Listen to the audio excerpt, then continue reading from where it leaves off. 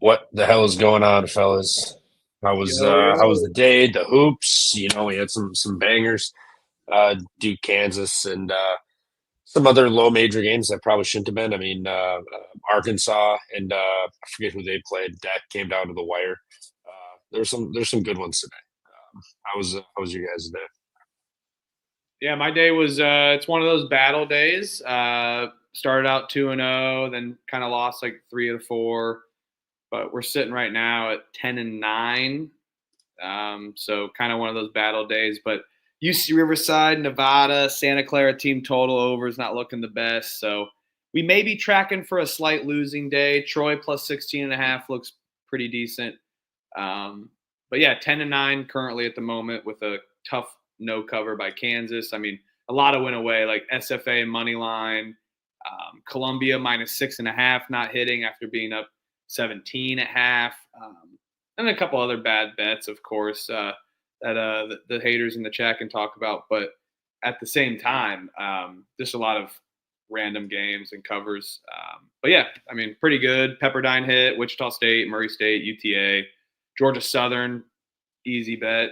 UNC Wilmington was good. Brown money line. So we had Buffalo, Michigan State. We had sharp reads. But yeah, was a random day of a win one, lose one for me. Yeah, mine was my ship sunk. I was probably win 1, lose 2, maybe even lose 3, depending on what I end up.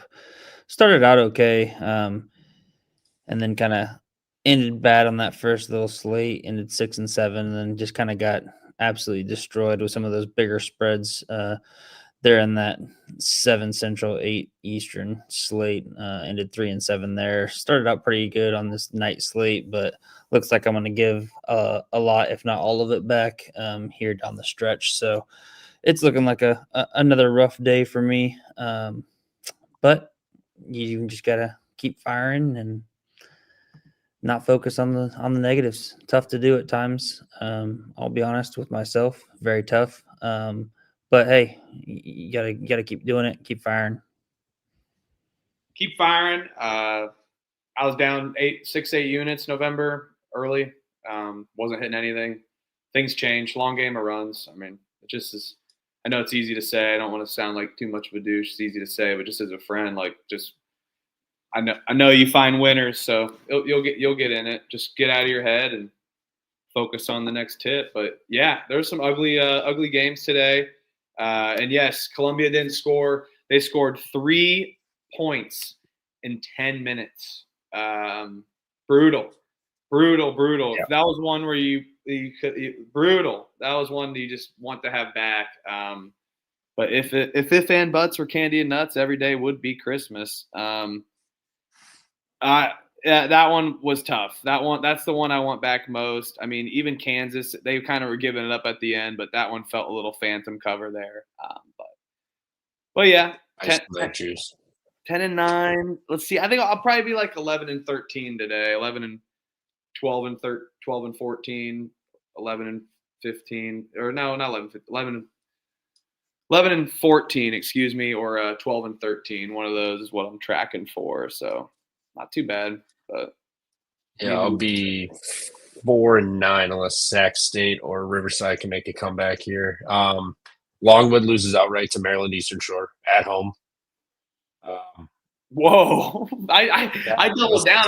I'm now 3-2 on my live plays. Like, so anyone on the sheet, like I put it on the sheet. Like waiting means like I'm gonna look for a live number versus just completely disregarding it. Because yeah, I have a command center, but I can't sit there and watch 60 games or know the spread of every game. So that's why I'm like I'm gonna completely forego these no bets is my strategy and be like forget that game. I'm not gonna worry about it, and then I can watch some for the waiting. But my live plays go to 3-2 versus my big records. I don't take as many live plays, but this one did, and I bought in on Longwood and Towson, both of them. But they had a good start to the half each. But yeah, man, Maryland Eastern Shore, Longwood, dude. I think this is the loss that shakes them and breaks them, but doesn't completely kill them. It's actually like a break you down to build you up type thing. So they got a good roster. They looked horrible today. Yeah. Yeah, that was something. But And shout out to Juice. Yeah, I saw that today. Just got released. I was like, I love my Providence bet even more. Like, fuck, let's go. Like, we're not Providence, Pepperdine. When we took it last night for Zoe 101, and I saw that come out, I'm like, this is perfect. I love that for some reason. So, fuck yeah. Let's go. Yeah, that interview was interesting. He literally admitted to point shaving and missing shots on purpose. Wild. insane. That's what we're here for, though. We try to find the right side of the fraud, right side of the game, and bets. But yeah, it was an interesting one. Any takeaways for getting the bets? Just like what you saw today. I watched a good amount of games. I mean, I enjoyed the Champions Classic, of course. Some fairly okay. I mean, there were blowouts, but yeah, I mean, we got a little brawl and tussle in Arkansas Winthrop. Logan Duncombe getting some action, and then you got Georgia Southern was fighting all game. I almost took a money line. I did on the TCE show, a little money line, that parlay. But yeah, man, I think Wilmington and Murray State are those ones are like those teams can play. Those teams can play, man. Murray State, man, They keep drilling teams. They're belt to ass right now, dude. And they're only laying like 13.5 every time, and they're winning by fucking 25. I don't know if Vegas knows what to do with them yet. Exactly. I don't know. I know what to do. Just keep betting them. Yeah, that's I've why bet them every single after game one. I bet them every game. I think I'm like 3-1 or 4-1 against the spread with them. I got my picks in early today too, so hopefully everyone's happy. Had a busy afternoon. Picks in early. I'm gonna have picks in the morning all this week. First thing in the morning. Since I will be out, this potentially is my last show until Sunday, just so you guys know. But got a long drive this week. But hey, we're gonna go down to Nolens, have some fun, and have a good time. But yeah, it was a fun day, man. I thought there was some. I mean, George Mason, they're good again, defensive wise. They were fun to watch. I don't know, man. IU Indy, they're weird. I watched them, and honestly, Can't bet them as a favorite. God damn. no, Like they just can't. You can't rely on them to actually hold the lead. And Iona, man. How about Iona? Up Princeton. Princeton dropped all the way down to like 3. I wish I bet Iona. I mean, I'm glad I brought the knife beat the gunfight for you, Trevor. But I'd rather you win versus me just picking a game, and I'd rather lose that. But dude, Iona's legit. They're good. They're good. The money they're pouring into that program is working. NIL is working for the low majors versus Kentucky, paying $20 million for that roster. Kentucky is spineless. Oh, they lack it. They lack give a shit. They lack give a shit. But yeah, Buffalo, they're soft. Cash Buffalo, some great bet. We got the board on there. Brown, we like just seeing some teams, smelling those lines. Great bets. I went with the team play with Towson, but that line was telling you James Madison as well. There's just some giveaways there, which I found interesting. But sometimes I go with the better team there. And then Hampton with the backdoor cover. That under was fresh. Georgia Southern, easy bet. And then shout out. All right, Julian, 4-6 on the day. What up, my friend? Thanks for tuning in. But still in the green. That's good. Nice plus money day. Fuck yeah, dude. Good plus money hits. But just want you guys to know, if everyone's tuning in, make sure to hit that like and subscribe button for the Pump Fake Pod. We are at Pump Fake Pod. We have a Twitter. Pump Fake Pod is the Twitter or X. And then our Instagram, we got an Instagram now. Feel free to give that a follow at pumpfake_pod for our Instagram. And then our YouTube, you guys are on it right now. So appreciate you guys in the chat. Hit that like button on the video. Helps us out. Make sure to give at I'm_money a follow, at Stooley Picks a follow, and myself a follow as well on social media.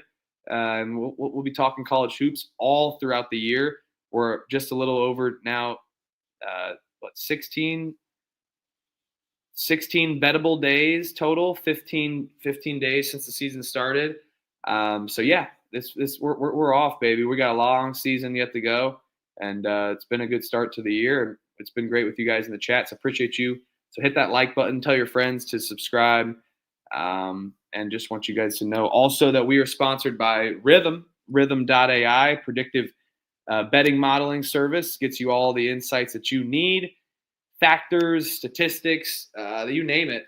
Also have custom model builds that you can build models with, do any extra research as well too. You can check other models. You can do social media with it. Also, they got tutorials on there. They got YouTube videos to follow. They got AI. They got everything in all different types of sports. So that's rhythm.com and rhythm.ai on the App Store. And make sure to use promo code PFP25 for 25% off your first month. We will have a rhythm play of the day today. Today, unfortunately, was Columbia's, but hey, all good. It was the right side. Just an absolute phantom, no buckets there at the end. Any thoughts incredible. there, guys, on that game? That was rough. No thoughts. Just how dare you? But yeah, Trevor, one more thing before we get into it. I guess you've been building models on Rhythm. Do you want to talk about that real quick? Just like how to build, like not how to build a model, but just what goes into it. It's pretty easy, right? You just put in click a couple buttons and it spits, a little extra stuff too. But Yeah, they got factors in there. You can choose what's important to you per possession, per game, per minute, whatever else, like effective field goal, block shots, 3-pointers, tempo. That you can do whatever you want. You can make multiple ones and add them in there, and play around with it. Sometimes you'll with this. There's also sliders. Sorry, once you choose your categories, and like you can determine how important it is, and the model will weigh it heavier. It kind of just puts around with it and make solid models. So it's fun. I like it. It's been profitable. It's helped me out a lot in with like NFL props and some NBA props and whatnot, and some FCS college football. So it's been really nice. Highly recommend it. WNBA, it actually crushes as well. That made me a lot of money in the playoffs with that. Yeah, love it. Took that and cashed that this summer and enjoyed that. So yeah, Rhythm AI, Pump Fake Pod, PFP25. And Helms, what up, my friend? Triple threat stance. Gotta do the triple threat stance. I have a master pivot foot, just by the way. I'm a triple threat parlay master. So let's go. And then one cross. How do you feel about Winthrop? They're a good team, well coached, got some dogs on them, and they can score the ball when they want to. I love them. I like Winthrop this year. They're a force to be reckoned with, and maybe I was a little too bearish on Winthrop at our preview. Yeah, they look pretty good.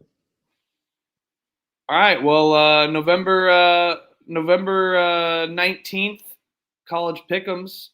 Any final thoughts on the 18th, or you guys just want to forego that? Not look in the rearview mirror. Done with today. On to the next. Drive through the windshield. Like I told my 8th grade coach when I was coaching basketball, we don't drive cars through the rearview mirror. You can't. It's impossible. We're forward though. Wasn't too bad. So let's dive into it. November 19th, college basketball picks. And yeah, I'm pumped up for it. Just so you know, we got Alabama State versus Air Force. Wait a second. Whoa. Forget the banners. No banners. Got slides for this one. Let's go. What? Slides cashing in that money in the bank. That's the slides music for all my WWE fans in the chat. Let's fucking go. And shout out the slides for this one. Let's go. Pumped up for that. Alabama State is catching a point. Over-under is 154.5 against the Air Force Falcons. In Colorado Springs, Alabama State, they got crammed by Colorado. They're competitive for a tad bit. And Air Force is 0-4. 3 games at home lost against Austin Peay, Long Island, Miami, Ohio. They haven't really been competitive at all. Talk me off of Air Force. getting their first win of the season at home, laying points. Yeah, I mean, I don't know, actually. I think I got to go Alabama State. I know they've been all over God's creation, but Air Force is bad. This team is bad, bad, bad. They like to play incredibly slow. They turn it over at one of the worst bottom 6 turnover margins in the country. Shoot 55% from the line. They can't rebound. They can't shoot. I mean, I know South Alabama can't either, but at least they're shooting 35% from 3 and 61% from the line. They've got that going for them. Air Force is going to have a significant size advantage, but I just think Arizona State, Alabama State's got better athletes, so I'll take them. I'm not betting this game. Yeah, I'll bet it. I'll pick Air Force. I'm probably not betting this one. I think they get their first win at home. They step up their defense and suffocate Alabama State. But yeah, their offense is putrid, Trevor. And Virgil, they suck. I know they suck. But is this not the easiest team that they've played all season? I know maybe you can argue Long Island, but I don't know. Come on, Air Force. Sack up. But yeah, pick, no bet. Yeah, no bet. It's not a standalone. I thought it said 5.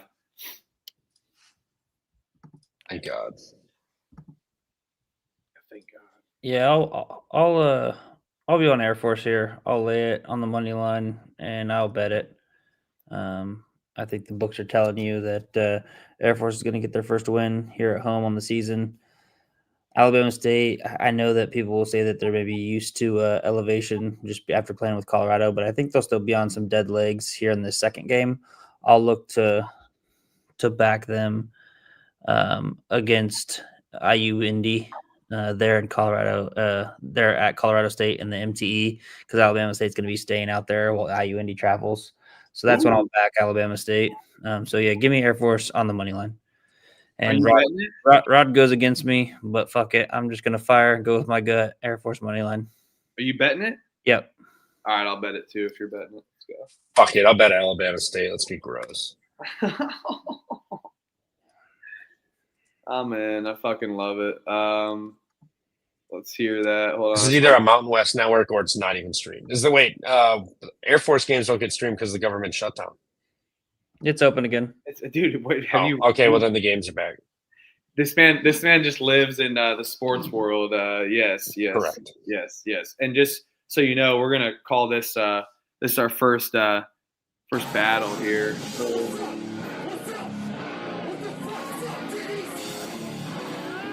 Let's fucking go. Little Denny's battle there. That's a gross battle to start off. Yeah. But hey. A&A.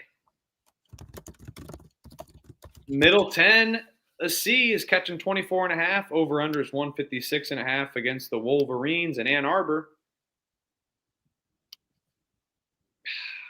I hate going against Murfreesboro and Middle Tennessee State, but this feels like a potential beat down, but that just seems like a lot of points to lay with the Middle Tennessee team. I mean, they're a good program. If you're talking about a lot of points, there's only a 124.5 out there. It's on ESPN Bet. Everywhere else is 27.5. So if you like Michigan, go to ESPN Bet right now. Bet the 24.5 because everything else is the 3-point discrepancy. 27? Yes, 27.5. DK, FanDuel, Fanatics. I know Middle Tennessee's not 365, 28.5 on BetMGM. So yeah, if you really want to bet Michigan here, go to ESPN Bet while it's still ESPN Bet and lay the 24.5. But they both have look ahead spots. They're both going out to MTEs, so it's not like. And I don't think I think the look ahead's on Michigan. I mean, correct. Tennessee gets to go to Ann Arbor, but Michigan's got San Diego State and Auburn coming up in 5 days. Yeah, Middle Tennessee also has the rivalry game against Murray State, though. It's an MTE, but they're rivals. So I think that's but they're in Ann Arbor. I'm not saying Middle Tennessee is looking ahead to anything. That's a big boy game. You get to go to one of the blue looking to collect a check. I'm taking Middle Tennessee State. They're too much of a good program to not fucking. ESPN Bet has it at 28.5. So unabated is wrong on this one. So everywhere is 27.5, 28.5. And also, like, I mean, it's Middle Tennessee State. This Mandela effect of it being Middle Tennessee everywhere is pissing me off. But it's Middle Tennessee State. Give me MTSU. And remember, they're a proud program. They're going to cover this number. They beat Michigan State in the NCAA tournament 5 years ago. They're going back to Michigan, getting some revenge, getting some more licks in Michigan. Come on, cover. Let's not forget Middle Tennessee plays better on the road than they do at home. Lately, like the last year and a half now. Yeah. I mean, yeah, we could even wait a little bit, but yeah, I think Michigan they win easily, but not by 30. I'd hope. No. Yeah, and they're traveling back from TCU. I'm on the points, no bet. Well, that TCU game, they've been back though, probably, right? That was last Thursday. I guess last Friday, yeah. They've been back and somewhat acclimated. But yeah, I think total look ahead spot on Middle Tennessee. I mean, come on, Tennessee. Fucking step up your defense. Defend the perimeter. Be able to put some balls in the bucket. Don't be afraid. I mean, how's their size? Is there a big size discrepancy though with Mara and Lendenberg and? I mean, well, yeah. I mean, 7'3" Mara. Yeah, that's tough.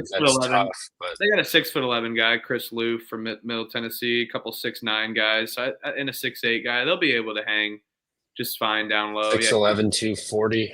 He's outweighed by 15 pounds, but still, they got size. I'm still taking the points, but I don't know if I'll bet it. Let's go, Troy. Yeah, I'll bet Middle Tennessee. I guess if it's still climbing, I'll wait to bet it. Everyone good? Yep. Penn State's laying 12.5. Over-unders 142.5 against Harvard. Penn State got it done against LaSalle, covered the number, didn't cover against Navy, covered against New Haven, covered against Fairfield. I will go with that pattern. They covered against LaSalle, so give me Harvard with the points since they just covered that number. I like this Tommy Amaker Harvard team. I am worried that this is their toughest competition they've played. But man, I think Northeastern could definitely give Penn State a run for their money. So by all means, Harvard steps up somewhat. The line's kind of short. I feel like this line's always been around the 12 to 13 for this Penn State team. So they just don't know what to do with it. And this Harvard team has stepped it up to start the season under Tommy Amaker. So yeah, give me the Harvard Crimson, baby. Come on. Yeah, I'm with you, Harvard. Penn State off of the LaSalle game, and then they got Providence and their MTE on deck. Harvard coming into Penn State here, and Penn State showing they're vulnerable. I know they beat the shit out of New Haven, but Fairfield had no business winning that game, and they were winning the last 2 minutes or so. So Harvard, I think, can. I mean, they shoot 81% from the line. Penn State shoots 68%.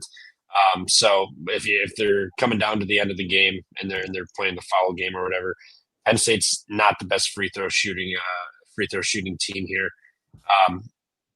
Yeah, I just think Harvard can hang in. I'm not a fan of Penn State. They're really young, really inexperienced.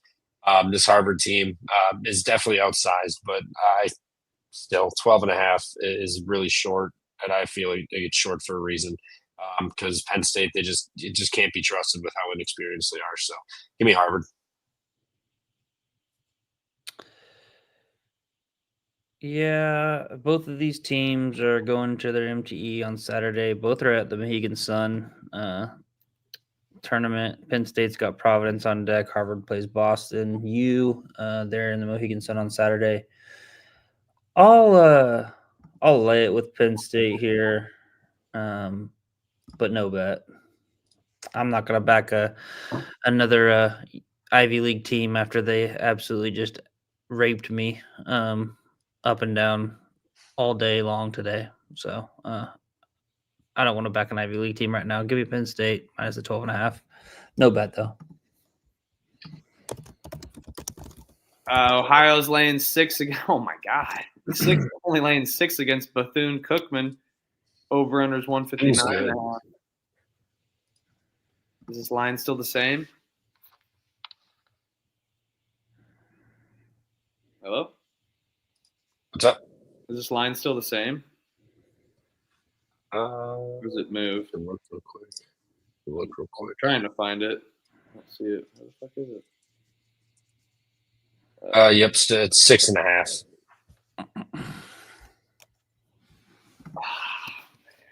We love this Bethune team. We know we love it. But is this a buy low spot for Ohio? I feel like they lay more points. I know they're 1-3, but they've played really good competition. I mean, they beat Illinois State at home.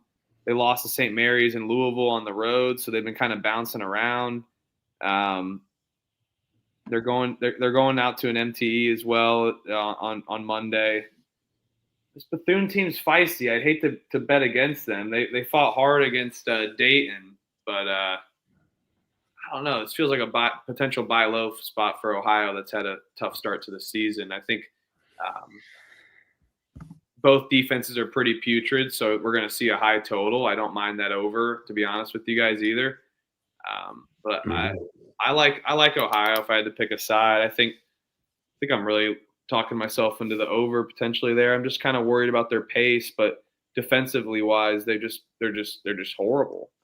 Both teams on both sides of the ball, but their sample size is against some pretty good teams in NCAA D1. So I don't know that I'm gonna go Ohio. I think I like the over 159.5 better. Probably no bet. I'm with you. I like the over. Ohio can score. I mean, they just lost 81 to 106, and then they lost 60 to 90 to St. Mary's. I mean, putting up 60 on St. Mary's is fine, but gave up 90. Arkansas State 85-89. They've given up a shitload. Bethune-Cookman also. I mean, 90-95 overtime in Auburn, but gave up 101 to Miami, 91 to 82 in Dayton. Like both of these teams can score and give up points. I'm on the over. I think this is going to be climbing up towards 162-ish tomorrow. It's a lot of points, but both these teams can score, and neither of them like to play defense. So, give me the over 159. My homie Rod in the chat. Thanks, Rod.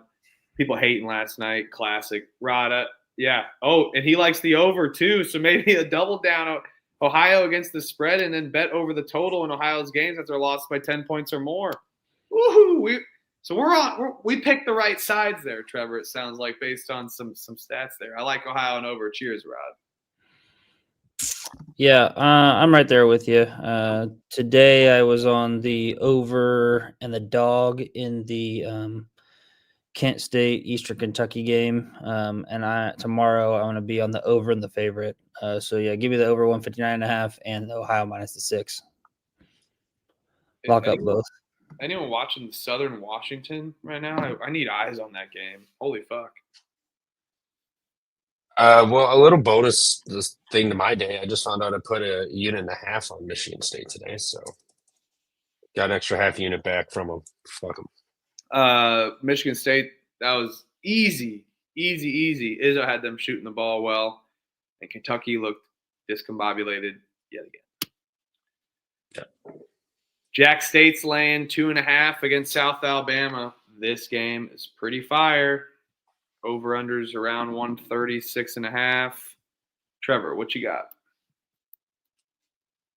Let's take a gander, shall we? Jack State played one D1 team, Coastal. They won by 7 here. South Alabama. They played Toledo. They won on the road, but otherwise they played Alcorn, Central Michigan, and Coppin. So not a crazy schedule. But they played 2 neutrals, and now they're traveling on. They got a 3-game road trip starting at Jack State here tomorrow. Jack State is, they put was that 131 points against those or 231 against those D2 schools. So I mean, like they granted not going to put anything into it, but they've scored. I'll take them at home. South Alabama's got a little bit of pedigree to them after what they've done. I think Jacksonville State staying home here. this will be their 4th straight home game. They hit the road next to where we can fade them. But yeah, South Alabama neutrals. Then you're traveling again immediately. I'll take Jacksonville State to get it done at home.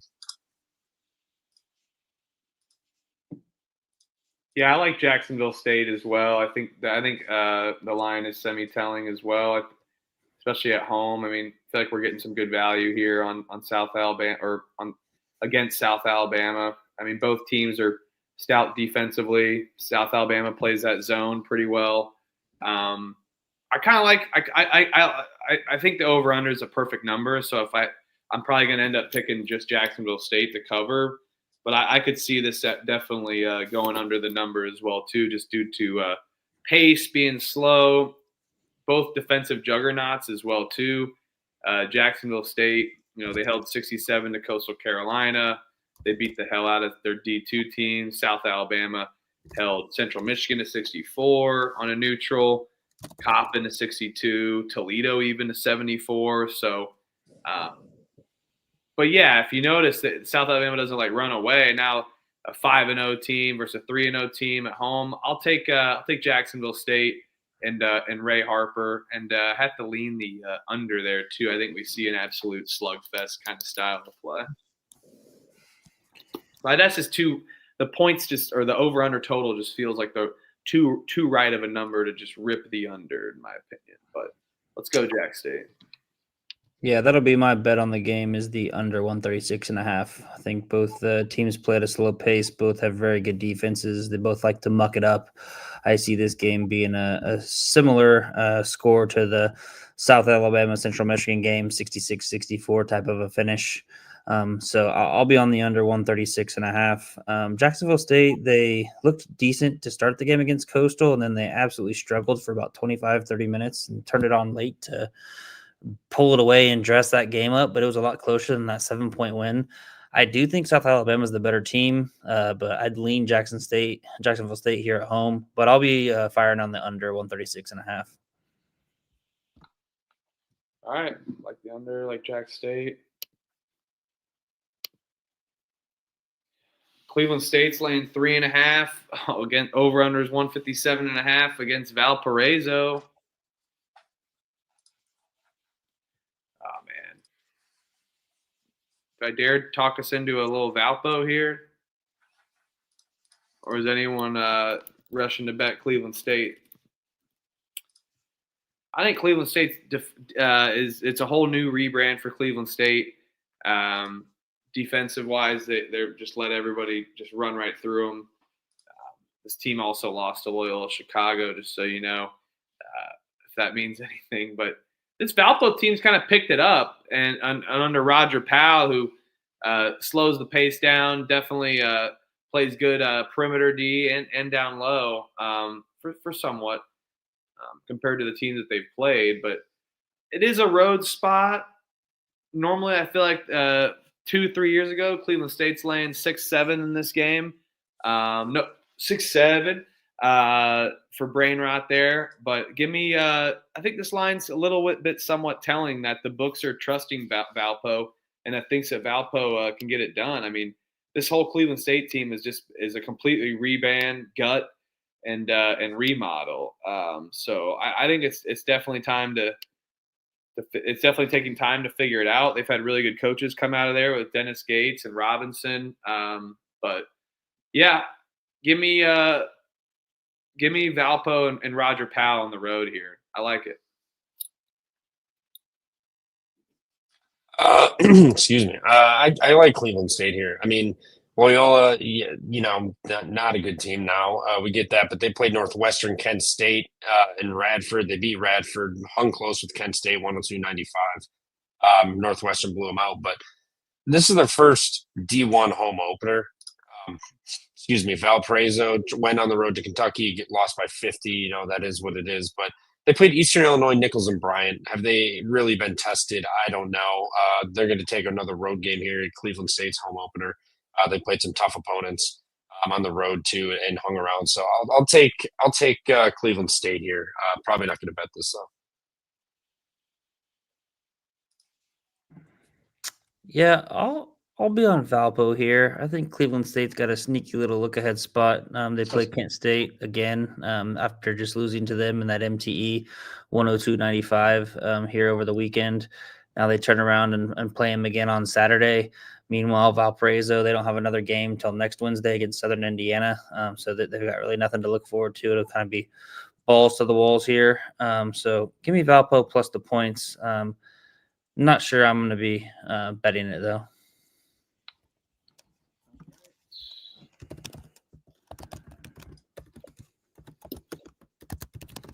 Keep going to the banners, force a habit to the section on our StreamYard here. LaSalle plus 11.5 in the battle for Philly again. Over-unders 132.5. We got some Big Five action. Penn squeaked it out, or did not squeak it out. I think they kind of dominated that game. Score didn't really show it, but I think they definitely dominated that. LaSalle absolutely laying eggs here, man. Not really rushing to get back in on betting LaSalle, but you got to defend the land somehow. You got to defend the Philly steak, just a cheesesteak is what they call it in Philadelphia. I think they bounce back here. Villanova won by 10 against Duquesne. They beat the shit out of Queens and Sacred Heart. This Villanova team is definitely more impressive than I thought at the beginning of the year. Kevin Willard's got them going. I'll pick LaSalle. I just can't bet them. I think it's a comeback spot, though. Home dog. Could be talked into betting them, but if they lose by freaking 20 and start down by 30, they're going to be put on my no bet list. But I like Darius Nichols and the Explorers here. Yeah, I like Villanova. I give LaSalle's at home. It's a Philly game, but they played Temple. They lost by 27. They played Penn State. They lost by 14. I know this is a home opener or a home game against Villanova here, but Villanova's looked pretty good. Dispatched Duquesne. They beat the shit out of Queens. They hung with BYU on that neutral. They're looking good. Darius Nichols I like, but this LaSalle team does not look like they have it. Especially in these Philly games, they haven't looked great. They've kind of gotten beat around. So I think Villanova's better than Temple and Penn State. Not a hot take, but just for the fact of the matter, I think they're gonna beat the shit out of LaSalle tomorrow. Willard's gotta get this one. It's a big deal. So going into LaSalle, get a big W. Darius Nichols, I think they'll be good, but this isn't their year. So give me Villanova. I'm gonna lay the 11.5 with them on the road here. I do like Rod in the chat, and it looks like the chat, Jacob, the Juice, people are on Nova there. But I like Rod on that over. I think it's a pretty low total. It's 142, not 132. Okay. Well, never mind. But yeah, I still like it, I guess. But yeah, I think if I was going to get behind a bet here in this game, it would probably be the over 142. I think if LaSalle is going to be respectable, they're going to have to score against Villanova. This number seems kind of spot on potentially for me. I could see Villanova being up 14-15 and LaSalle possibly getting a backdoor cover here. Villanova, first true road game, but it's not really a road game. As Jacob said in the chat, Villanova fans are going to be there. Inner city battle there in Philly. I'll pick the over 142 for my pick. I might bet that, but I would take the points with LaSalle. I think they need to be a little bit more prideful. They've struggled in there are 2 Philly games so far. I get, and not really. I mean, Penn State's not really a Philly game, but Pennsylvania school again. They've struggled in both of those games. Kind of just got absolutely walloped. So I think this is a prideful performance for them. So I'll take the points, but I'll pick the over 142. Might fire on that. I like that. That's for damn sure. I like that. Yeah, I'd bet Nova now if you're betting them. Oh. Elliot, we give you some bad games. Over-under is 156.5 for Arizona versus Connecticut. This game is in stores, Connecticut, by the way. Arizona 4-0, just beat UCLA in a semi-road game. They beat Florida on a neutral. They probably have the best resume in college basketball at the moment. UConn beat BYU, but let that slip after they beat up on some low-end teams. Elliot, do you got the road dog here going into Connecticut in stores and spoiling Dan Hurley in Connecticut?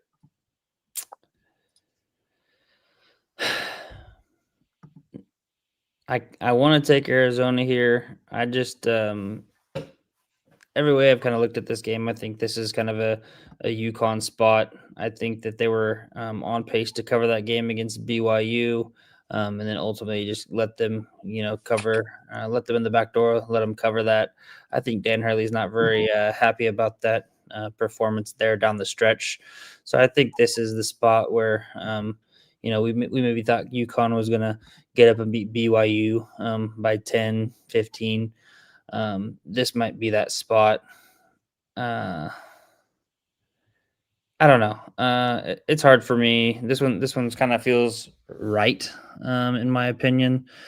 Arizona, they're off of that game against UCLA that they eked by, pulled it out there down the stretch. So big win for them. Now they got to travel all the way across country to UConn. I know it's 4 days later, but still back-to-back get-up spots. I know UConn had a get-up spot too, but they were pretty close to home. I'll take UConn minus the 5.5. Trevor? Oh, sorry, Elliot. You're good. I got nothing else. Trev? First true road game for Arizona too.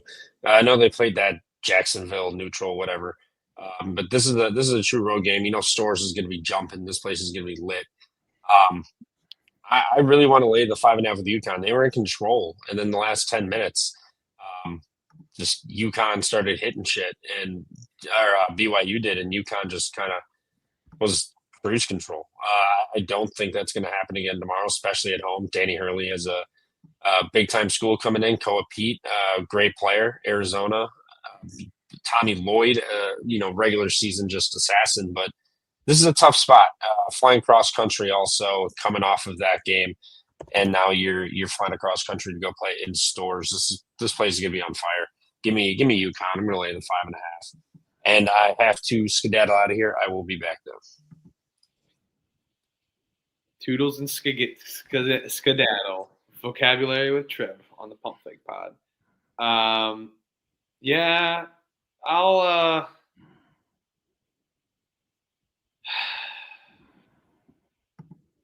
oh man, I hate laying points with this UConn team. I just hate it. But this feels like a UConn or spot for me. I think you guys hit it on the head with the travel spot. Yeah, Koa Pete's definitely a problem, but I mean, Terrace Reed, Caravan's kind of a pussy, but their defense, I mean, at times looked really good against BYU. They let it up at the end, but when they turn it on, they can turn it on. I think that guard defense play could cause some issues for Arizona. Tommy Lloyd, we've seen him lay an egg in big games. They did just beat UCLA. They beat Florida, so he's already got his big games.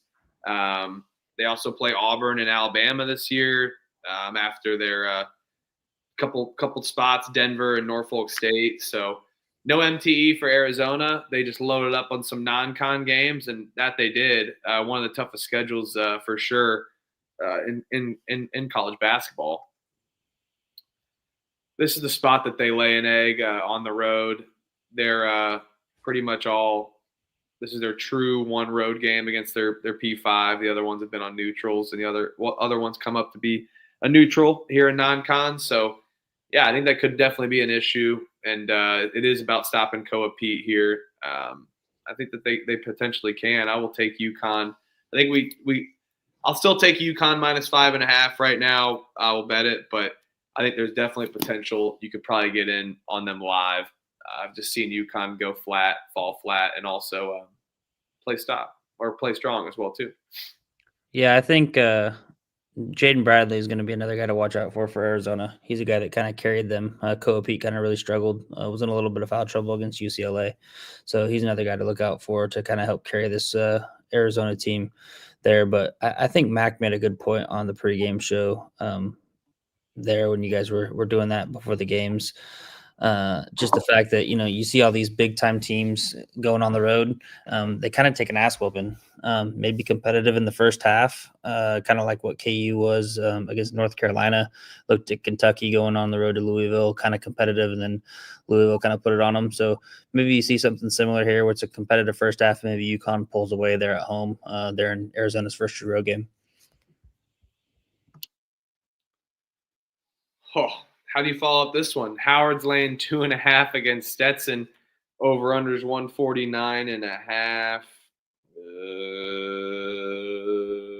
Want to flip a coin here? I'll bet Howard minus 2.5. I'll take it. I'm going to bet Howard. I think they're the better team. I think Stetson sucks. I think Howard probably has the best 2 players on the floor. They got the coolest jerseys, too. I love their jerseys. Yeah. I think Howard's got the best 2 players on the floor for sure with Bryce Harris and Cam Gillis. So I think both of those kind of guard plays will kind of carry them to a win over here against Stetson. I think this is it? I was going to check and see. Is this at Stetson? I know Howard's going to the MTE down in Florida, I think, next, aren't they? Or are they? Yeah, I think they're going. Nope, they're not. Why the hell are they playing Niagara at Cameron Indoor on Saturday? Interesting. And then they played Duke on Sunday in Cameron Indoor. That's freaking weird. Yeah, I'll take Howard here. Like I said, I'll trust my gut. I think they got the best 2 players on the floor in the guard with the guard play. I think Stetson sucks, so lay it with the 2.5 with Howard. Yeah, it's like I guess I'll go with you. I mean, it's more of a fade on Stetson, but it is a weird it is kind of a weird travel spot to just be banking on Howard, but now they're laying points. I like Howard. Howard money line. Is Southern gonna win? Yeah, looks like it. Southern always is like competitive and covers those random games, and non kind of did it against Texas A&M last year, and I think I'm missing the other team the year before as well too. Steinbach was announced out kind of before the game, so that really kind of fucked my Washington team total over. Best player on Washington, so that would have been nice to know last night when I placed that bet. What was the team total on that? 89.5. This was the overtime, so it's going to be skewed anyway. But Steinbach was, I mean, he would have probably dropped 25 and 15 on this team and opened it up for everybody else. But so, oh well, it happens. That's what happens sometimes. Nice to get the lines early, but sometimes you miss some of the late injury news. Yep, that's another gamble. Let's go Howard there. Bowling Green's laying 6.5 against William and Mary. The over/under is 164.5. Why the fuck is Bowling Green laying this many points? I mean, I guess it's just because they beat up on Texas State. They beat up on Lemoyne. So they are really good at home. I am worried about William and Mary's run and gun kind of style with how well Bowling Green plays on that other side of the ball, but for how fast they're going to push the pace here, I kind of got to like William and Mary and the over here. I think we see a lot of points. Bowling Green also pushes the pace too. They've been able to score a good amount of points in their games. Bowling Green, 83 against Lemoyne, 83 against Texas State, 87 in a loss to Davidson, and then William and Mary, who's been able to score, and they allow a ton of points too. So I think we see a high octane offense game, and I'll take William and Mary on the side, but I really like the over here, 164.5. Too. Yeah, I'll be on the other side here. I like Bowling Green minus the 6.5. I think one thing that William Mary does, I know they play fast, play up tempo, but they turn it over a lot, and that's something that Bowling Green can do really good on the defensive end. Is they force a lot of turnovers, and I think that can push this game to a 9-10 point win for Bowling Green just because they might steal a few extra possessions. William & Mary typically relies on just gaining more possessions, shooting a high clip from the three, or getting a lot of shots up.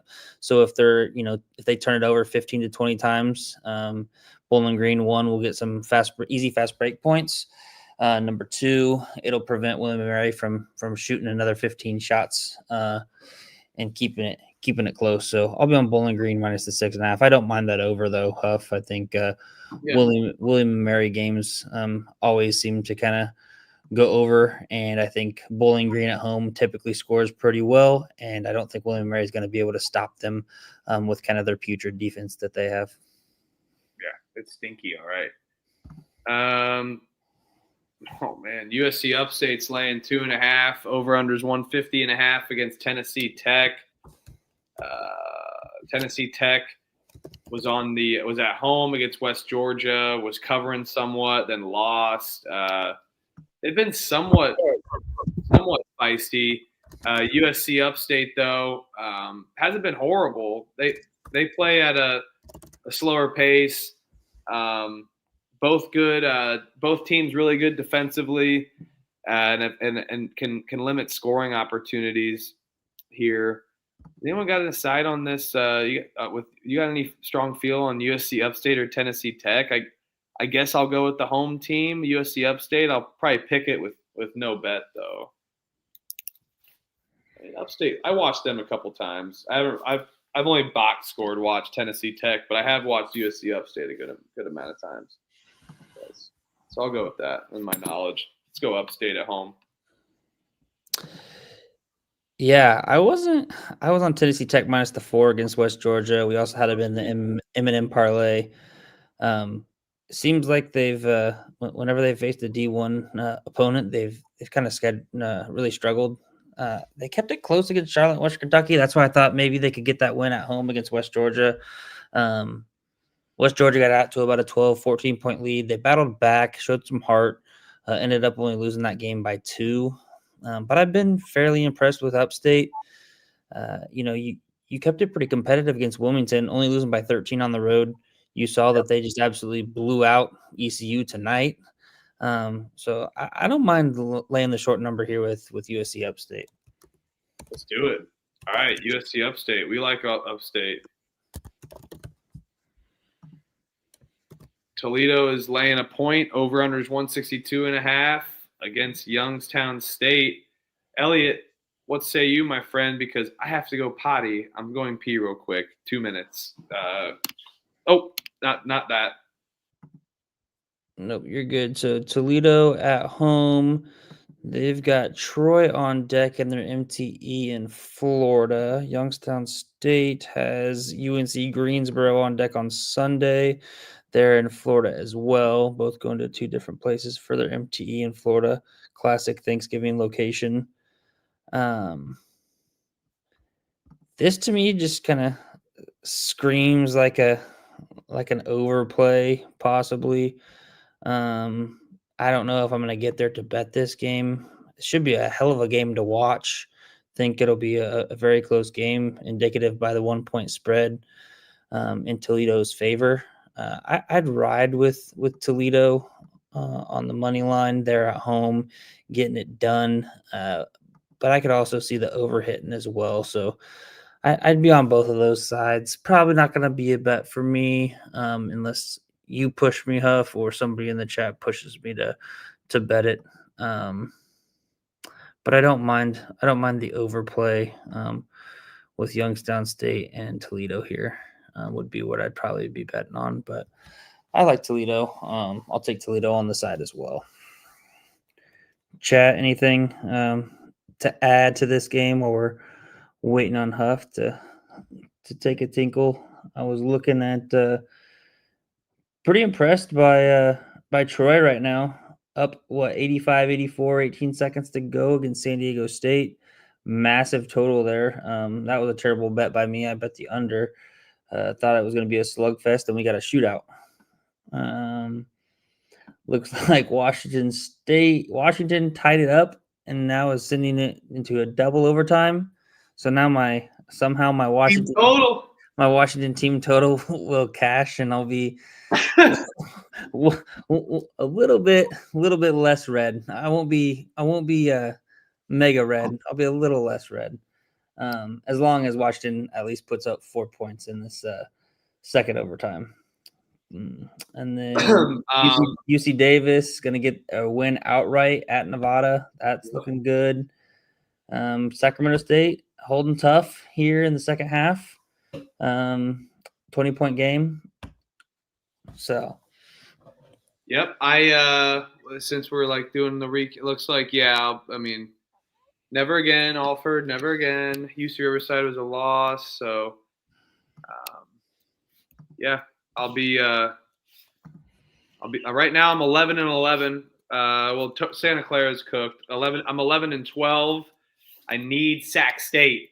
Sac State, take us home for a 12-12. Lose to the Juice Day, I call it. When I lose to Juice, that's like paying for entertainment.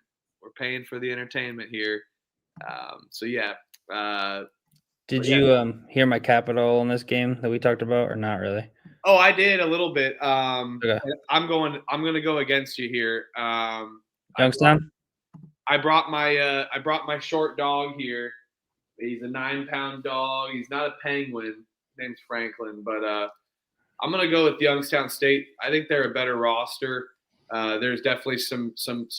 This game's pretty close. Youngstown State, Eastern Ohio, not too far from Toledo. These teams don't get along too much. I think the Savage Arena is going to get pretty savage.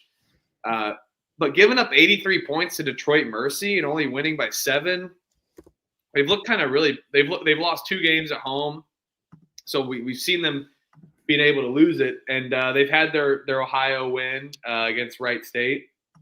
Youngstown State been on the road. They've been battle tested. They've played Pittsburgh, Grand Canyon, St. Bonaventure.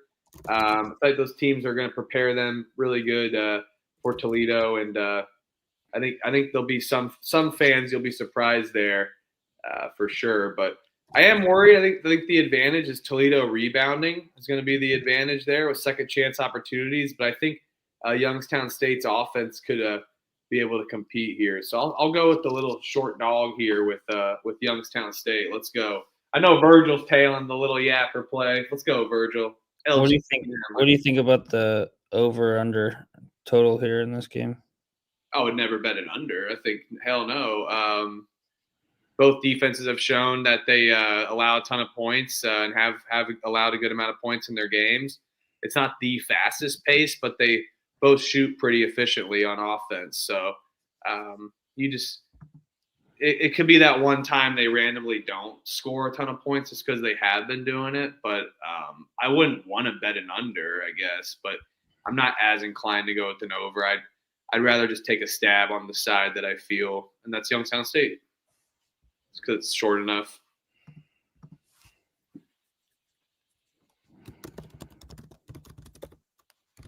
Chattanooga is laying 9.5 on the road against South Carolina State. Over/unders 158.5 here in Orangeburg. This line kind of stinks, doesn't it? South Carolina State 0-4. Played tough against Samford.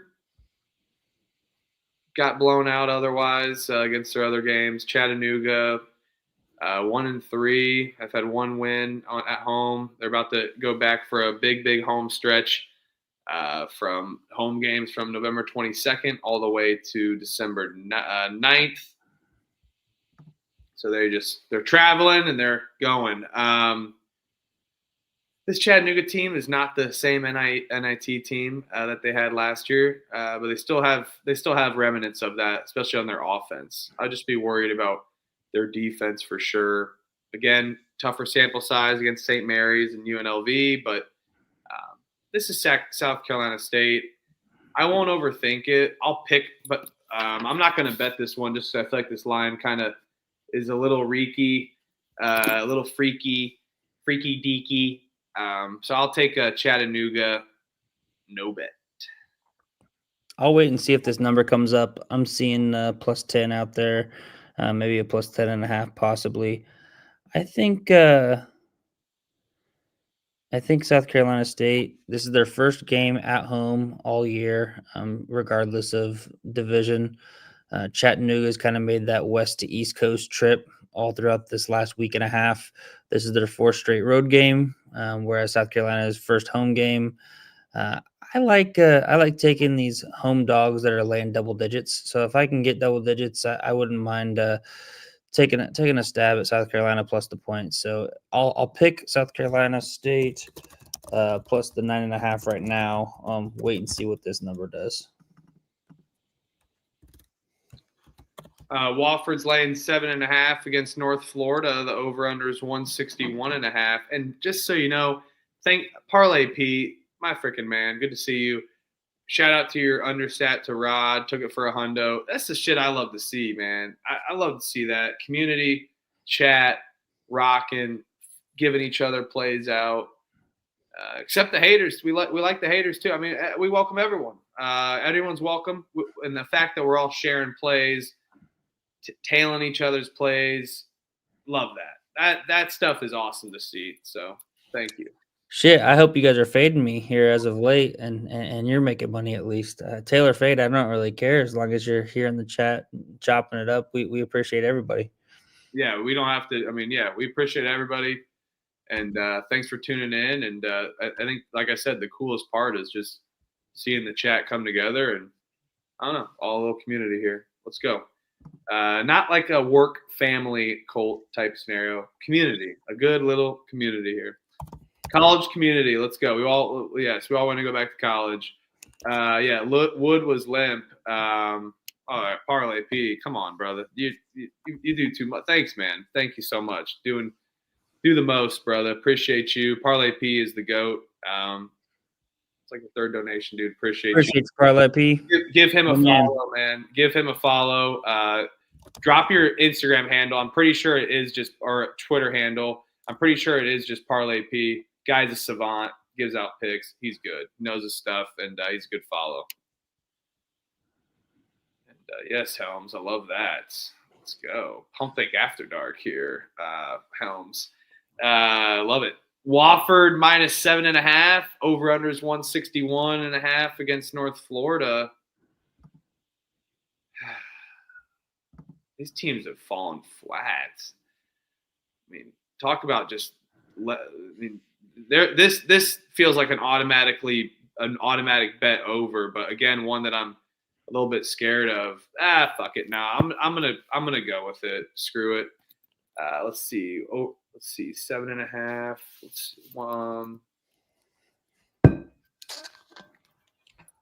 I'll take the Wofford team total over. It'll be like 83, 84.5. I think North Florida's defense just is LA Fitness ball, allows everybody in. Well, not LA Fitness doesn't, but on defense, there's just no defense. People are jogging up the court, and Wofford's been able to score. They don't run at the biggest pace, but they've been able to shoot the ball pretty well. 86 at home against Milwaukee, 94 against Bellarmine. And North Florida runs at a decent pace on offense, and average possession length on defense has been bad, but that is against Tennessee and Florida. So again, weird sample sizes here. So not rushing to bet that over just because of the lack of stats so far. But for some reason, this North Florida team, though, just it seems like a no automatic bet just because these games kind of end in 90. And North Florida historically has been a really high scoring team and has allowed a good amount of points as well. And they live and die by the three, shoot a lot of 3-pointers. They have been playing from behind, I guess. But, Wofford kind of splits it up. They shoot a good amount of threes, but they kind of split it up more than North Florida does. And Wofford's defense isn't anything to write home about either here. So I expect a good amount of points and decent shots. Yeah, I wanted to delay it with Wofford initially, but the more I thought about it, the more unproven North Florida is to me. I know that we've said that they're going to completely suck, but Wofford hasn't really impressed me very much. I mean, they did get that win against Milwaukee by 10 at home, which was pretty impressive. That alone maybe makes me think that they can cover this number. I'm just not quite sure if I want want to put this on my card and bet Wofford, I'll pick the over 161.5 rather than the team total. I'd rather just rely on both of these teams to score. You've seen that they've been able to do that. So give me both the teams to score. Both of them get 80, 82, or it finishes 82, 81, 81. That'll be fine for me. I'm probably not going to bet this game though, but I do want to lay it with Wofford here. But it just scares me a little bit that North Florida's only played Florida and Tennessee. So it's like, all right, how good are they when you get a team that is kind of similar caliber? That's really the only thing that's staying me off from laying it here with Wofford. Wofford doesn't have an MTE. North Florida does. So another angle for Wofford.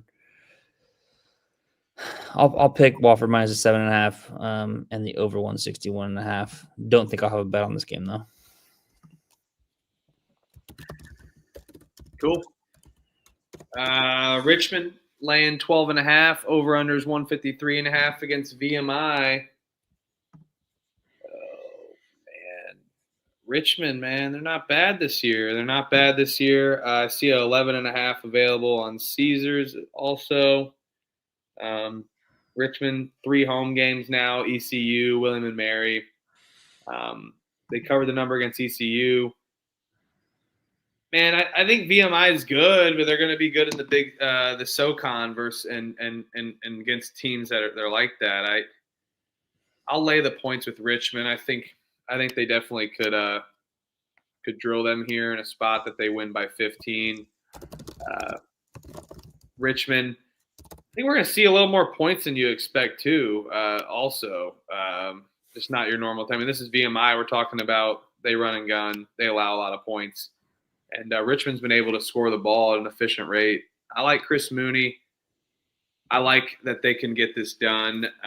Give me Richmond Spiders minus 12.5. I think their defense gets it done. And Richmond gets to the foul line with good amount of shots. But I don't know, man. VMI doesn't foul too much, but I don't know. Like, VMI is good, but this just feels like a spot where they can potentially lay an egg. But this is an intrastate game, so I could see an angle if you're taking VMI. But I don't know. They've lose to Jacksonville. Richmond just feels like a different team kind of spot. I think they get it done and can cover the number. Yeah, I'll be on Richmond minus the 12.5 here. I think last game out against William and Mary, William and Mary was able to keep it close because they ran with a lot of pace, which I think Richmond kind of struggles with. However, VMI is going to be that slower type of tempo, which I think fits Richmond's style of play a little bit better, in my opinion, especially defensively. So I think they'll be able to kind of lock down VMI a little bit better on the defensive side of the ball rather than just let William and Mary kind of score at will. I think Richmond wins this probably by about 15 to 18 points. So I'll lay it with Richmond here. Yeah, let's go Spiders. Come on, let's go. What's the guy at the bugle? He's like, hey, come on, Peter, we're gonna fire your ass. You need to pick it up. Come on, we're gonna get out there. You can take some pictures. All you gotta do is just take some pictures. Anyway, let's go Spiders. Temple's laying 5.5. Over under is 145.5 against Hofstra, the Pride.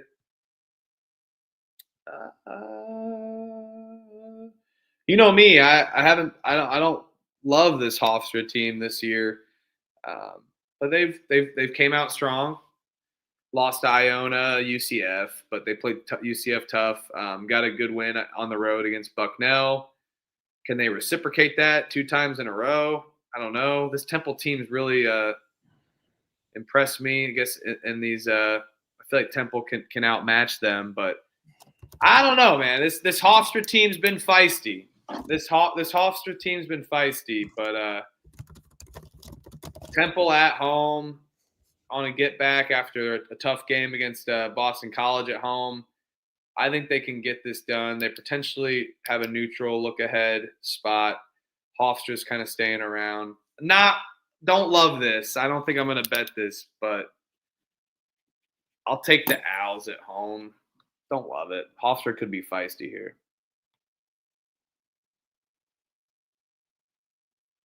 So probably no bet for me.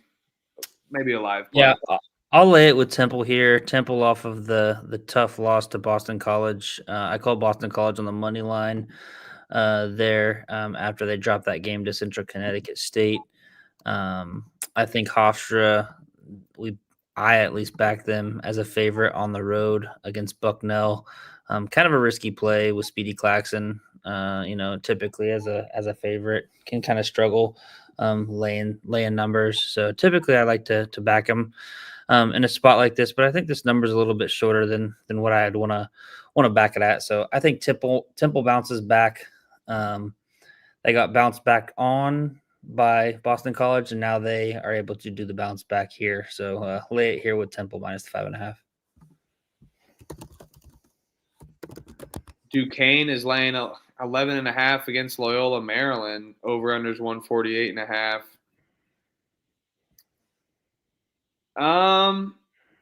Duquesne good at home. Only beat Sacred Heart by 8, Niagara by 20 in the opener. Took Queens to overtime and won. Loyola's kind of been bouncing all around, up and at them. But Loyola's Duquesne kind of again shoots the three. They good amount. Loyola takes it inside here, down low for the most part, or at least just stays shooting twos, trying to get out into transition.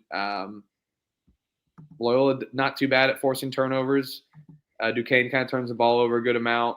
I think this cover gets away from them. I don't love laying that many points with Duquesne either versus just taking them as a dog. So give me Loyola Maryland here. I may actually bet this too.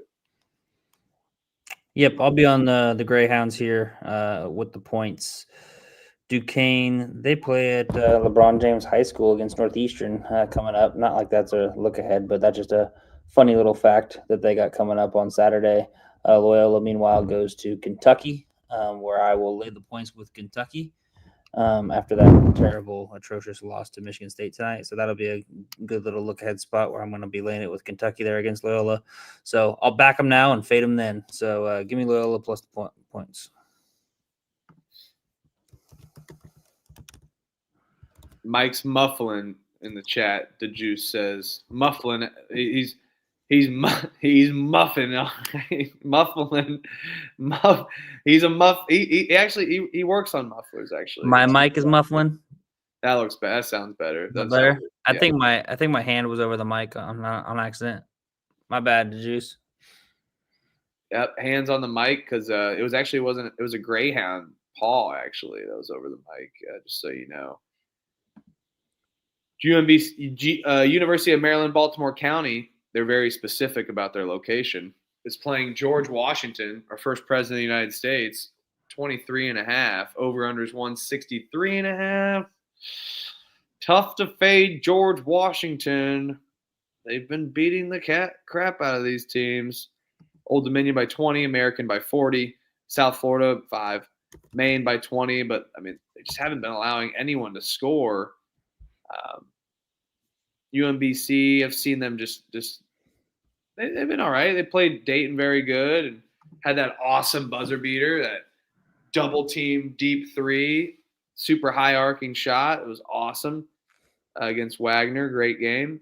Actually just rewatched the highlights of that game today while I was working. Put on some just thought of some random games, college basketball. Turned on some highlights. Left-handed shooter makes it look even better too. Oh yeah, gotta agree with that. But yeah, man, I'm in on was he lefty? Oh yeah, you're right. You're right.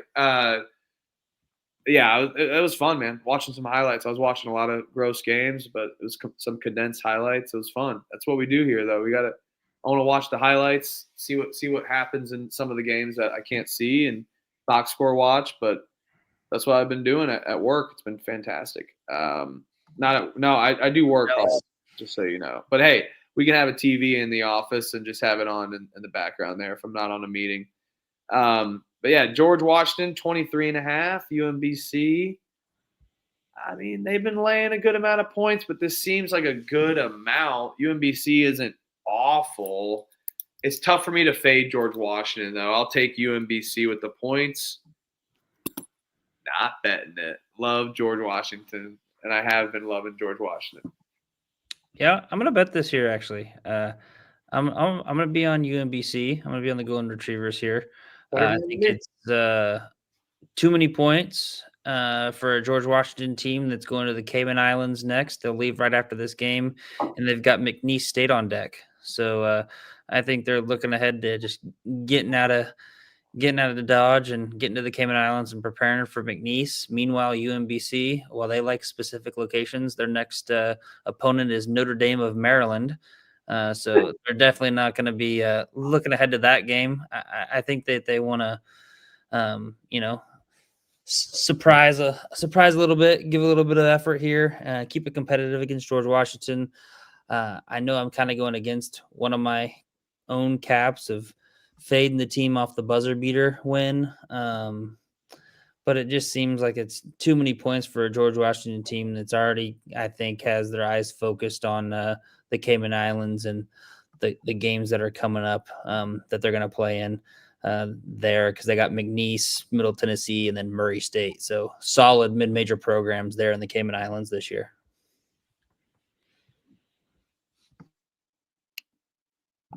Check the picks page if I bet this, actually.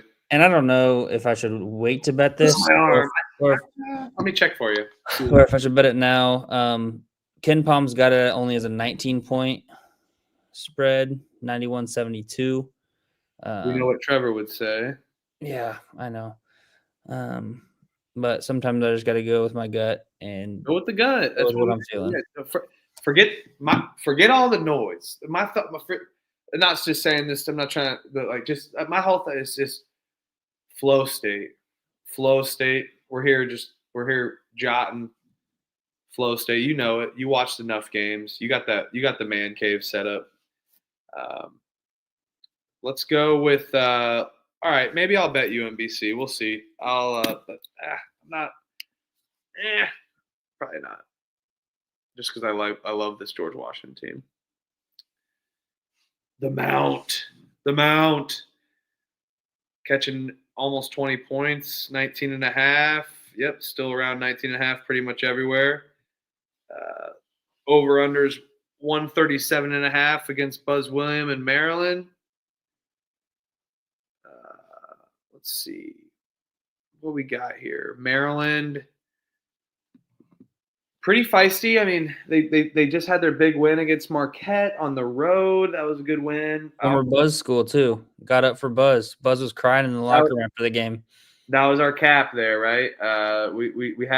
They got up for Buzz, and that was a pretty cool moment. And that was the Pump Fake Pod cap.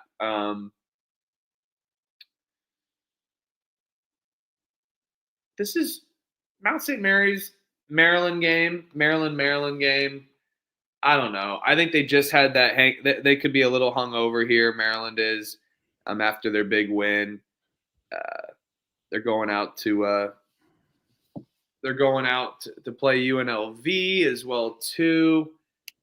Where's that game at here in the next couple? Oh yeah, in Las Vegas. So an MGM Grand. So this could be a look ahead spot where they just kicked the shit out of a team and Marquette pretty much they almost blew it, but they were controlling that game.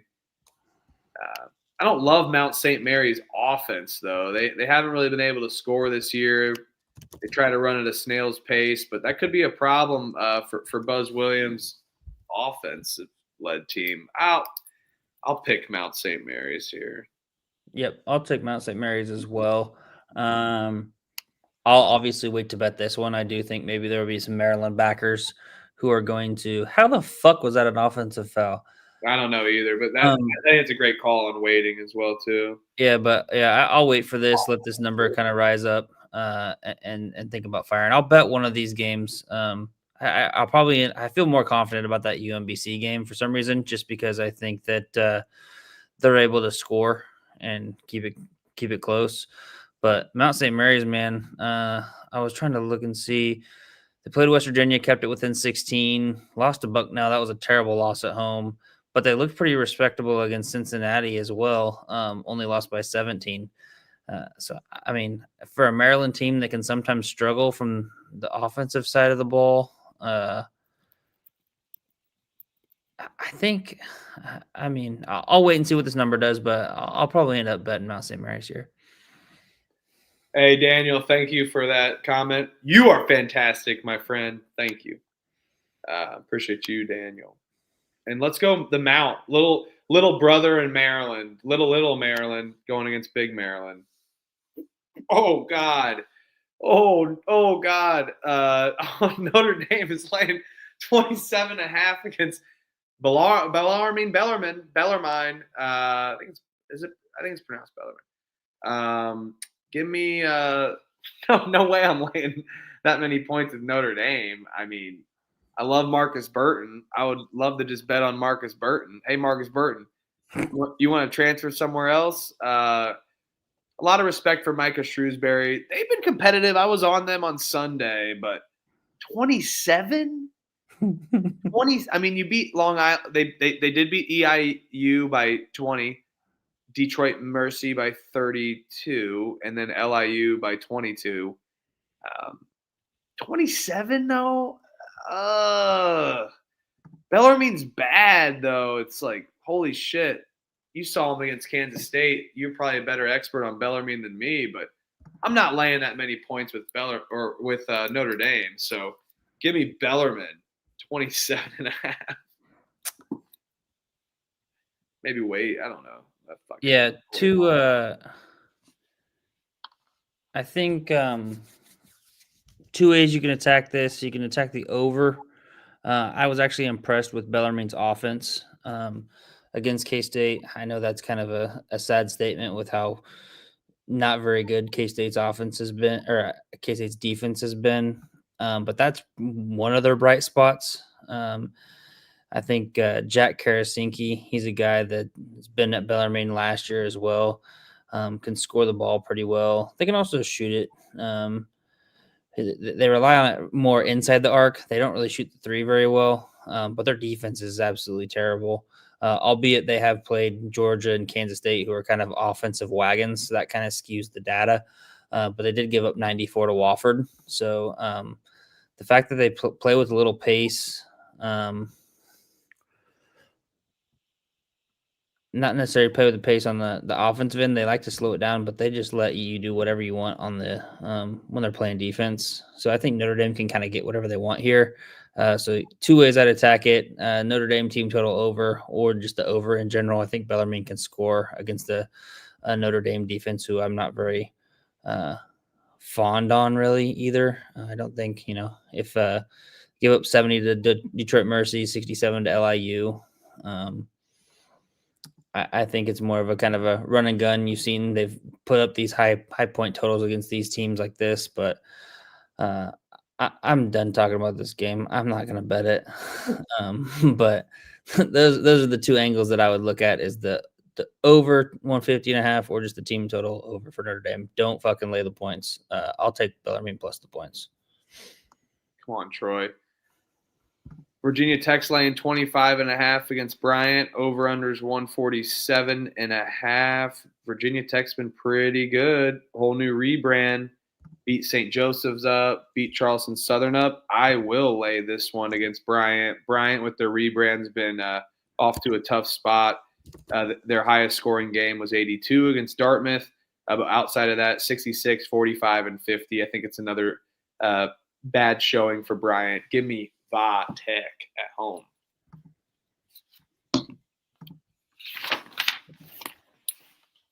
Yeah, I like this one. I know Virginia Tech is going to Nassau, Bahamas.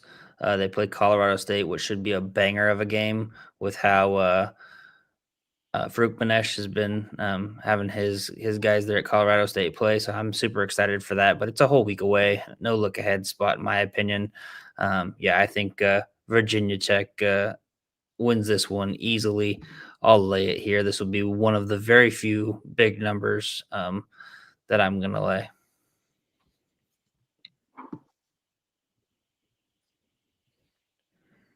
I mean, Christ, I just looked. Bryant lost to Georgia Tech by 29. Yeah, they're bad. They only scored like 50 points in that game too. Samford's laying 3.5 against Florida Gulf Coast. Over-under is 159.5. And look who it is. That's Trevor's music. Trevor, start coming in hot. Continue coming in hot. How do you go with Stanford minus 3.5 or FGCU plus 3.5 or the total here? I like FGCU. Stanford's coming in. Two of the last three. Well, they've had 3 straight road games. 2 of them went to overtime, including the last game against Central Arkansas and Texas Southern. So 2 bottom of the barrel teams. And South Carolina State, they won by 10 at home. They lost to Tulane by 13 on the road, and then Arkansas was a 4-point loss. Gave them a scare there, but yeah, 3 straight road games. 2 of them were overtime. Florida Gulf Coast has hit the road. They played Illinois and got crushed. But they did beat Chattanooga by 18 last week. Georgia Southern at home, those was a 1-point loss. The game after Illinois, so who knows? Maybe they're just beat up. But tough loss. But hitting the road, you got to go play Samford. Samford's coming home. 3 straight road games, and 2 of them are overtime. I think they're going to be a little gassed. Give me Gulf Coast, Dunk City.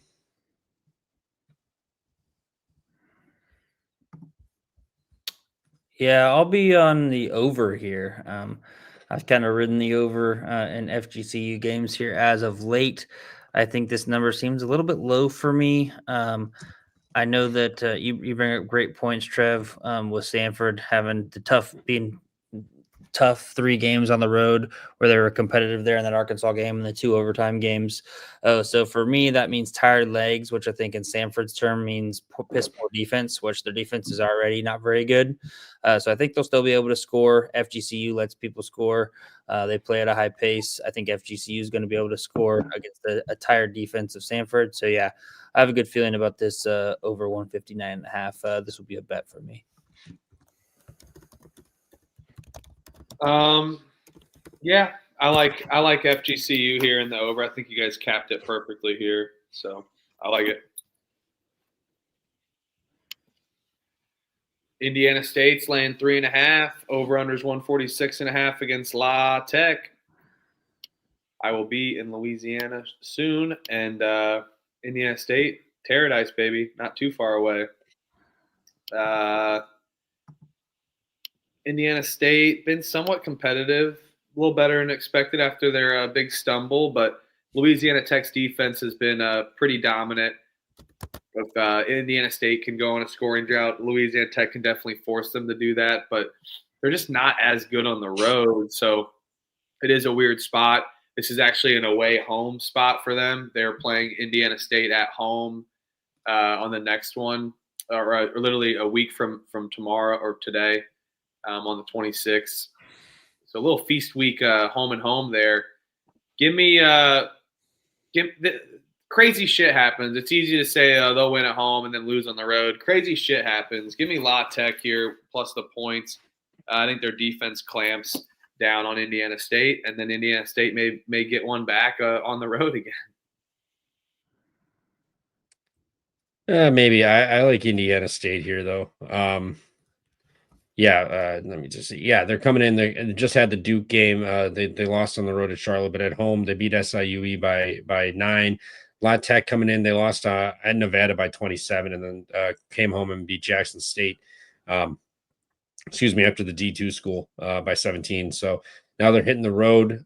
Indiana State laying 3.5. This team hasn't looked incredible, but they are home. La Tech has played 2 D1 schools, and one of them busted their ass by 27 on the road. I think Indiana State's laying 3.5 for a reason. I'm going to lay it with the Sycamores. Nut up. Yeah, I like Indiana State here in this spot. I haven't been too impressed. I know defensively, yes, they've been good. But they've played Lyon College in Arkansas, NAIA school, and then they played Jackson State.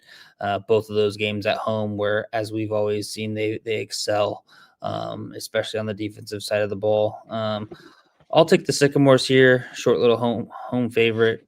I like backing them in this spot.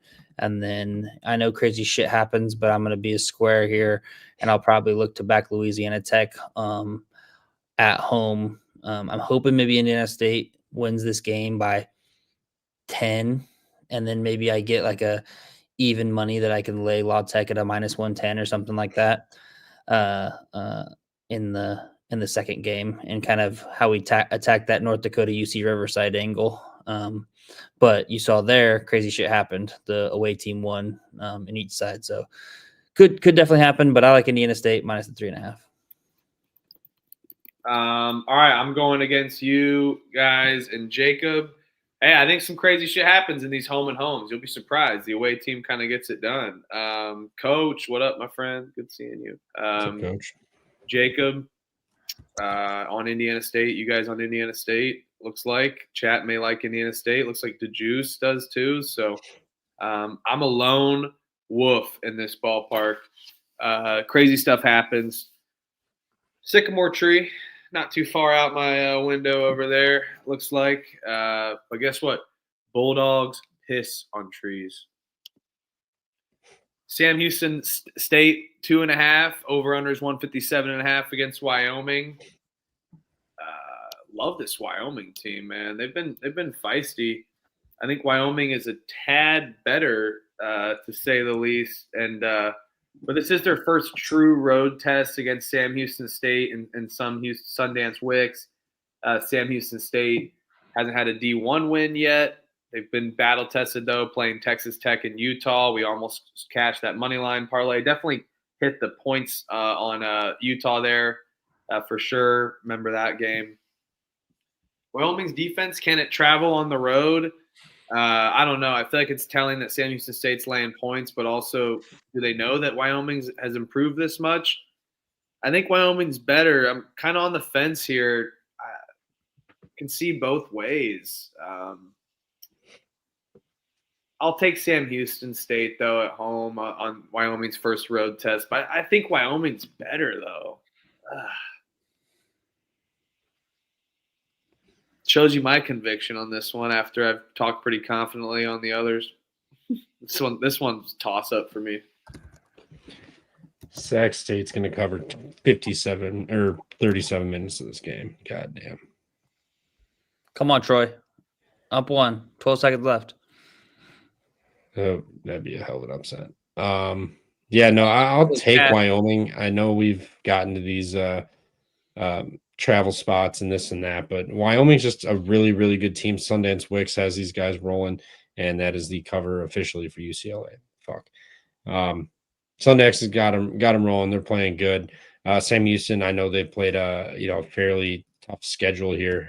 Texas Tech and Utah, both on the road, and so this will be their home opener against a D1 school. But Sam Houston was so hard to read last year. Wyoming is looking good this year.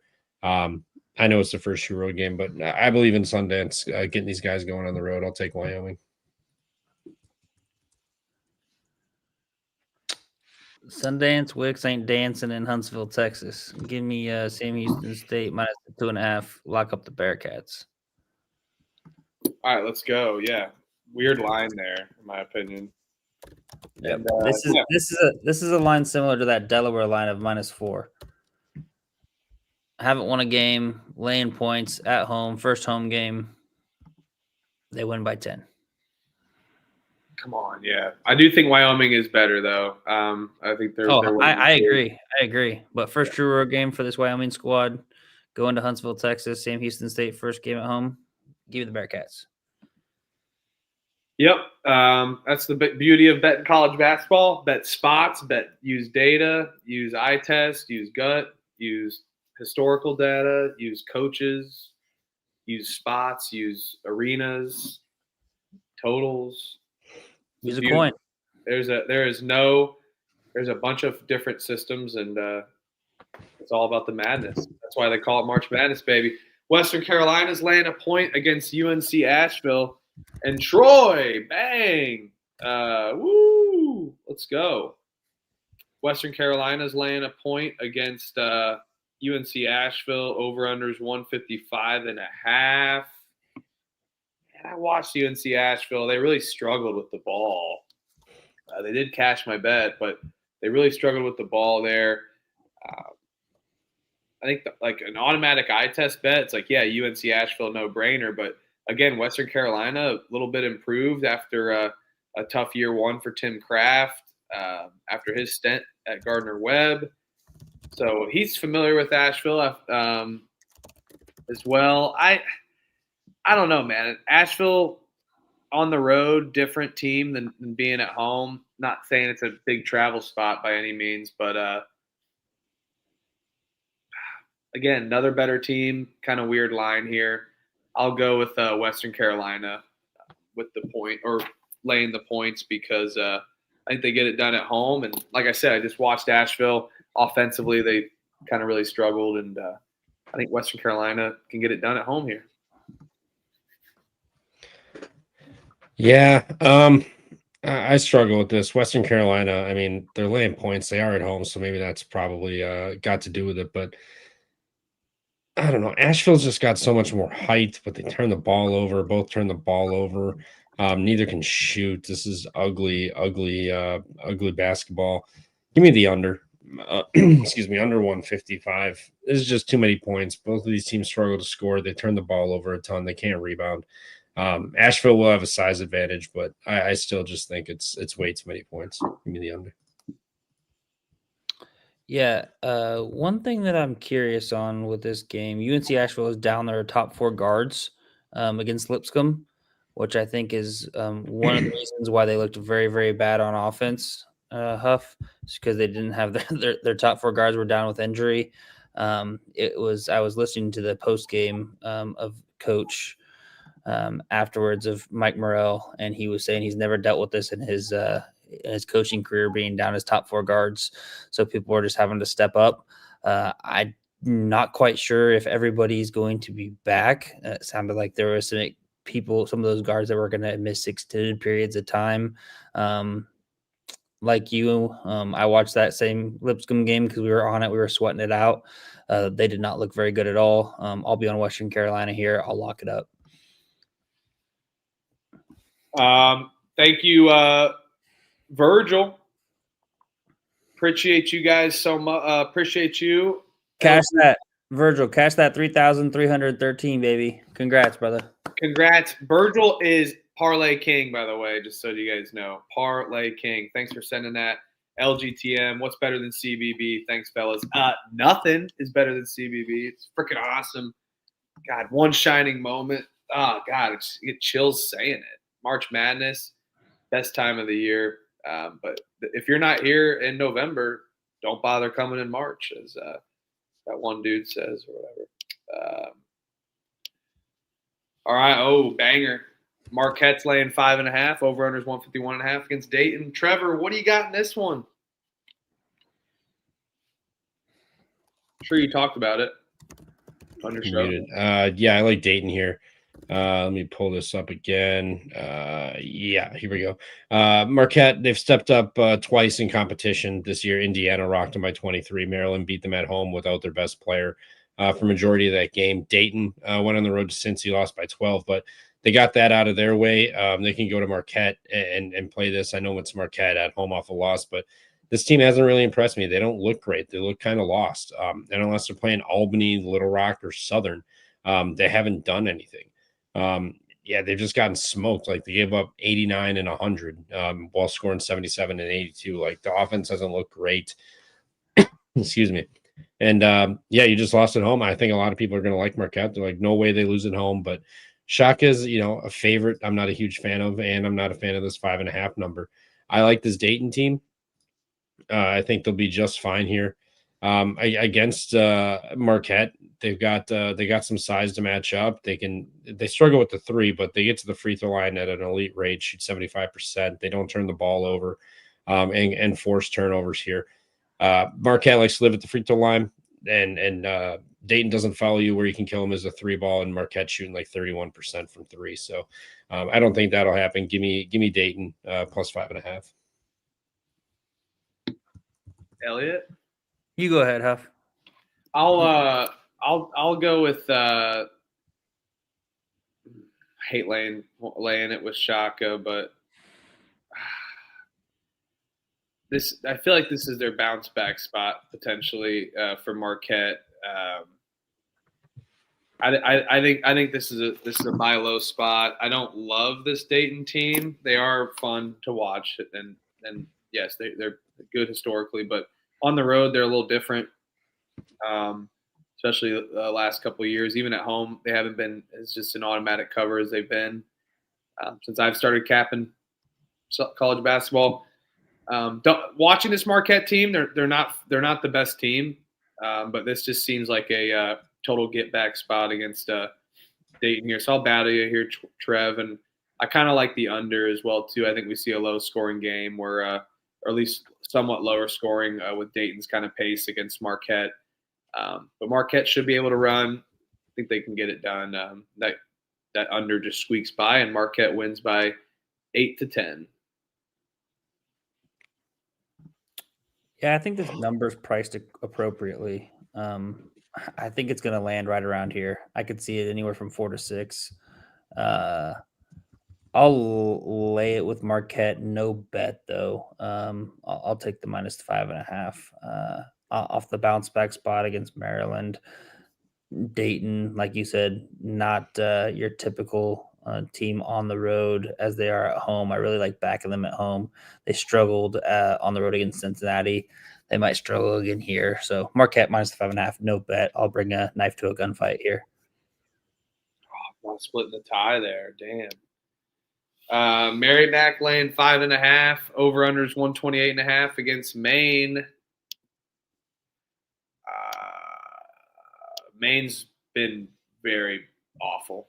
Their highest scoring game 64, kind of what they did last year too, but they were feisty at times. Merrimack just had a good win. Now they're at home. Oh man, I'll take Maine with the points. I just feel like there's not going to be that many points to run away with laying points here. I'll take the points. Probably not bet this. No bet. Yeah, I'd lay it with Merrimack. I feel like the spread's pretty telling. I mean, they played South Dakota State, Auburn, and Tarleton State prior to this, and then they beat Boston pretty convincingly on the road. Now they return home for their home opener. Maine has looked bad. I know they've played Rutgers and Washington, but they've also played Stony Brook and Quinnipiac. Lost by 6 at home to Quinnipiac, and Stony Brook beat them by 11. So they just haven't looked good. This will be their 4th road game of the year. So they're becoming road warriors. Merrimack feeling good coming home, got the win. Maine has been awful, and Merrimack's home opener. So give me Merrimack -5.5. Yeah, I'll lay it here with Merrimack. No bet for me, so no further need for me to dive in. Creighton's laying 25.5 against North Dakota. Over unders 157.5. I will lay it. They dominated UMez. Took care of a pretty good South Dakota team. And then they've just got their shit kicked in. Could be a look ahead spot potentially. I'm not saying North Dakota's awful, but I'll lay it. Probably not betting it. I may. I think they drill the shit out of them. I'll lay it. Fuck it. I gotta go take my dog upstairs real quick. Sounds good. Yeah, I kind of like the over here. Creighton doesn't play defense. They're coming in pissed off and going to be on a mission. I think they're trying to run it and gun it, and I think they're going to give up points too. If I had to choose a side, I probably would lay with Creighton, but I'm just going to take the over 157.5 instead. Yeah, this is a tough spot for me. You kind of got a pre-travel spot and a post-travel spot. You got North Dakota coming off that road win against UC Riverside. Got that revenge back after losing to them at home. Now they travel to Creighton and then are traveling to Macomb, Illinois, at the Western Hall Arena to take on Coastal Carolina. I think in a MTE there, or maybe kind of an MTE with Western Illinois hosting, I believe, this weekend. And then you got Creighton on the other hand, just kind of laid it on Maryland Eastern Shore there at the end. Now they play North Dakota, but they've got the look-ahead travel because they are in the Eras tournament, Players tournament there in Vegas, and they've got Baylor and Iowa State on deck. So kind of angles that you can look at on both sides to kind of convince you one way or the other. I'll lay it with Creighton here, minus the 25.5. No bet. I don't mind that over angle, though, as well, Trev, of the over 157.5. Let's get some freaking points, huh? I'll take points. Irvine is catching 1.5 on the road at Utah Valley, over under 145.5. You got anything in this? I just lost my notes. This one, I'm gonna check. I want to check the line real quick. I gotta log back in. I want to see what this line has done since It hasn't moved really. Maybe 2.5 some places. Yeah. Utah Valley just lost to Fresno. They haven't had a D1 win yet. Now they're laying points against a UC Irvine team that isn't as good as last year. Come on, let's dive into this. Give me Utah Valley. Utah Valley. Books are disrespecting. I think if you like Utah Valley, you just hold off and wait, because this will probably flip. You sure? It's UC Irvine. People love Irvine. Name brand. Yeah, I can see this line getting bet up. I'm with you. Utah, dive into it. Splits right now. I don't care about those, but I'll lay it with Utah Valley. I'm probably not going to bet this though. It's just people are betting perfect storm lining up. I don't care about them either. I'm just saying it looks like it's tracking that the spread's going up. Oh, well, interesting. Yeah, Kim Palm's got it at 4 too, so people could also look at that and see that. I'll take Utah Valley money line. UC Irvine first road game. Utah Valley, like you said, this is their first D1 home game, and they're laying points at home after being 0-2. I mean, I guess technically 2-2, but 0-2 in D1 play. Fresh off that Fresno State loss, disappointing loss where they had the game. Fresno State came back kind of in typical fashion that Fresno State likes to do, apparently, because they did it again tonight against Stephen F. Austin. But yeah, I'll be on Utah Valley bounce back spot here. First D1 home game. Well, let's ride. Let's do it. Wolverine up. Take it away. Your Ruse heading to TCU. Shit, I don't want any part of this Ruse team. I got pissed. Actually, I will say they look pretty respectable against Texas. Last time out, only lost by 16, held Texas to 71 points, which was very, very surprising for me. After they gave up 101 to Southern Illinois and 105 to Iona, you only give up 71 to Texas. I know Texas didn't shoot the ball very well, 4 of 22 from 3, good for 18%. So that was maybe where a little bit of their struggle was. Now you're kind of just going up the road to Fort Worth, taking on TCU, checking this line, still laying about 24.5 with the over-under sitting at about 149.5. I don't really want any part of this game betting-wise. I just don't think TCU is very good. They're off of that competitive game against Michigan where they just barely lost, and now they got a little sandwich spot. Not necessarily sandwich spot. It's kind of open-ended because they don't have another game until next Thursday on Thanksgiving. They're in San Diego, California, Acrisure Invitational, I believe, against Florida. So TCU has that looking ahead for them. Kansas City, they travel to Lindenwood on Monday. They're in St. Charles, Missouri. So not necessarily look ahead for them, even though they're not really looking ahead really for anything. I'll take the over.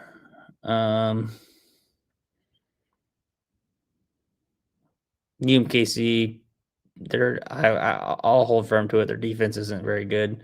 They can score a little bit. They rely on the 3 pretty heavily too. So it's going to be a no bet for me because they could very well go 2 for 25 like they did against Iona.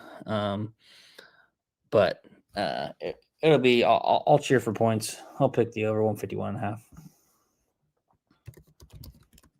I like TCU kind of run away with this.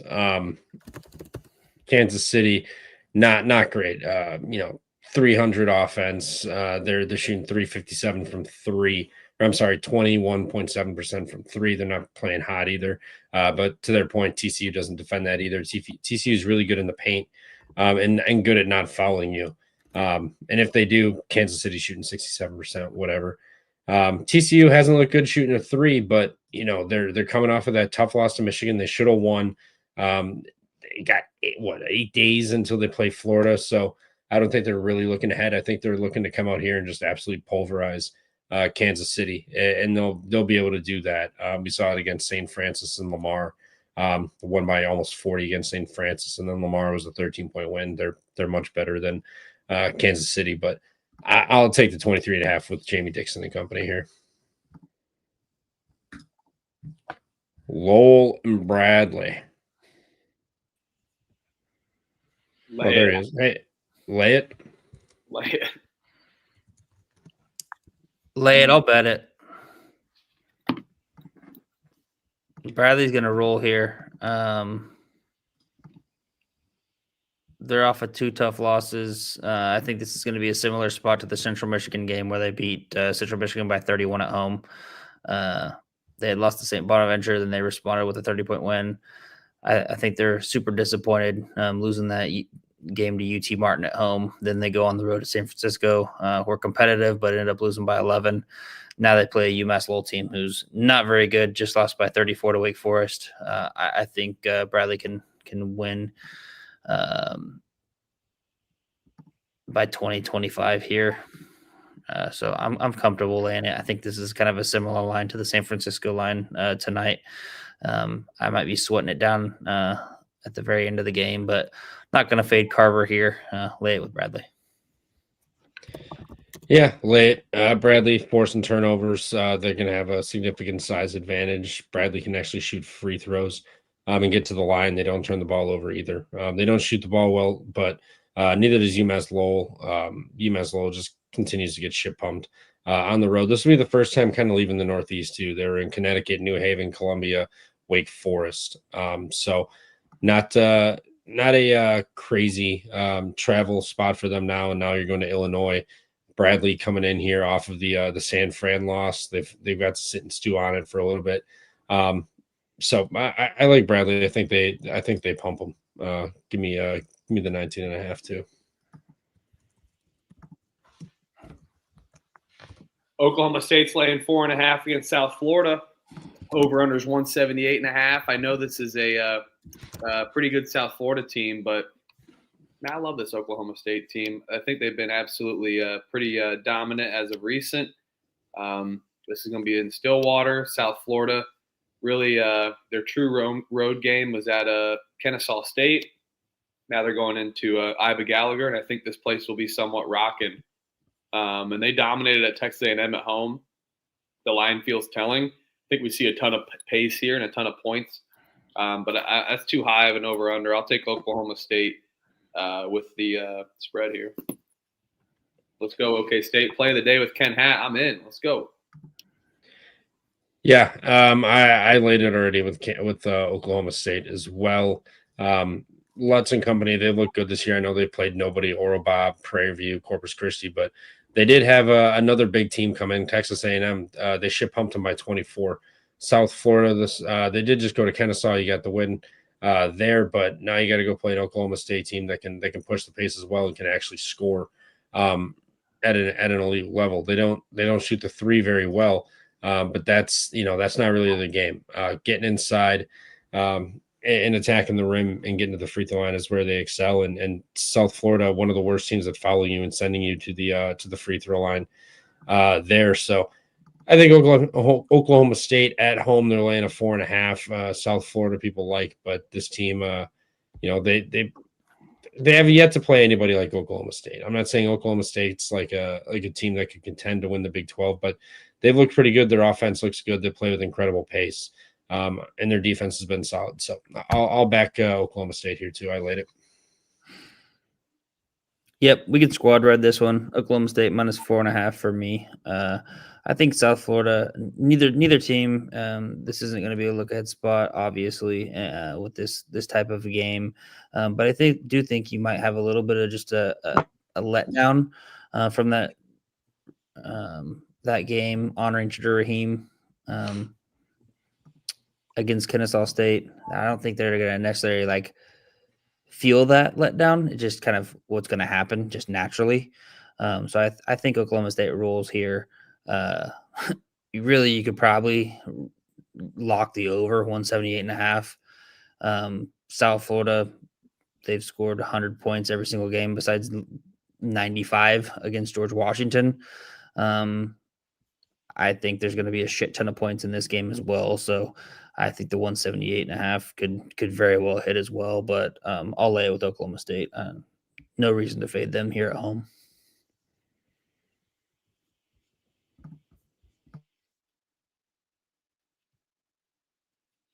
Belmont's laying 12.5. Over under is 157.5 against Lipscomb. Also, just because this one's for you, Ken Hat, by the way. For the squad ride on Oklahoma State, gotta do it. That's let's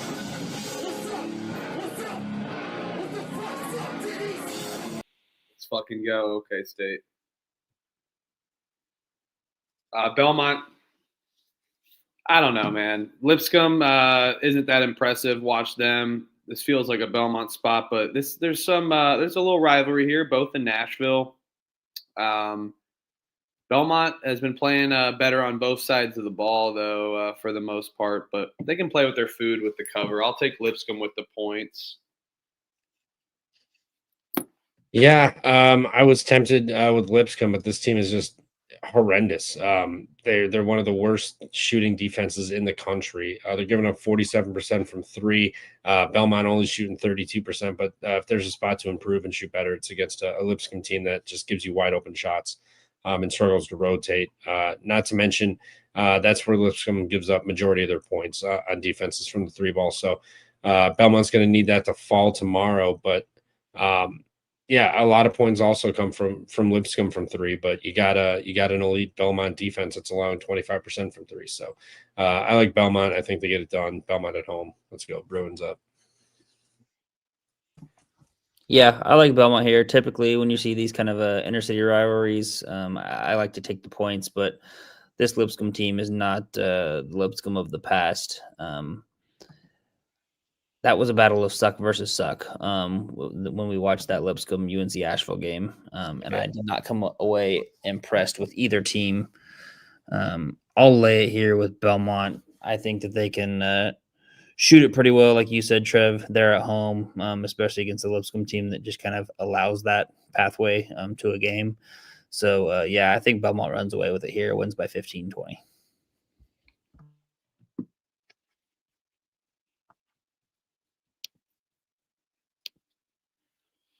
Auburn's laying 30.5 against Jackson State. Over unders 153.5.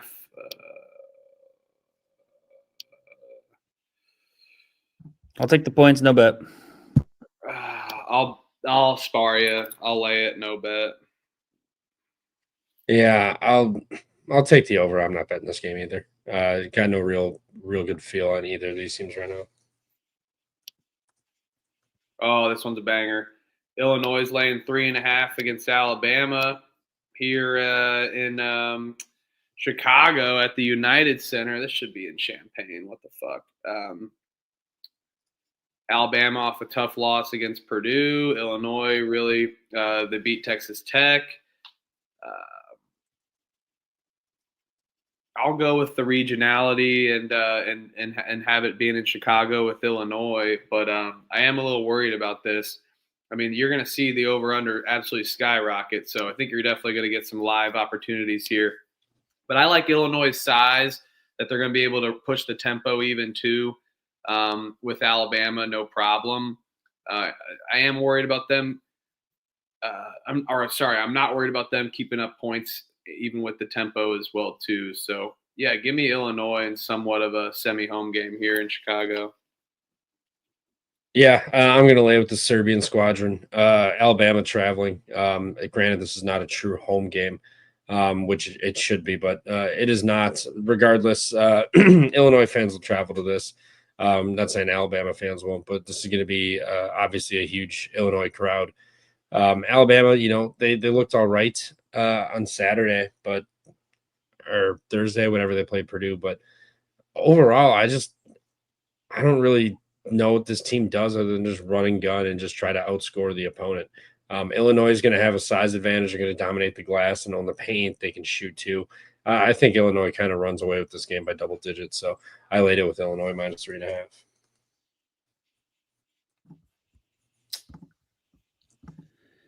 Shoot. I'm not gonna fade Illinois. They haven't given me a reason to fade them. I know they struggled with Colgate, took care of business against Texas Tech, got it by the hook for me, laying the 3.5.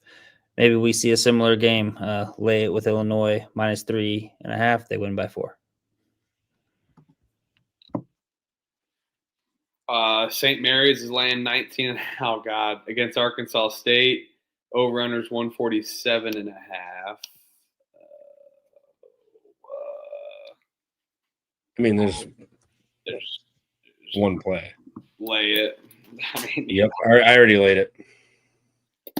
Arkansas State's a good team, but this is St. Mary's we're talking about. So yeah, They're going to suffocate them. 147 total tells you it's going to be a rough day to be a Red Wolf or whatever the hell Arkansas State is.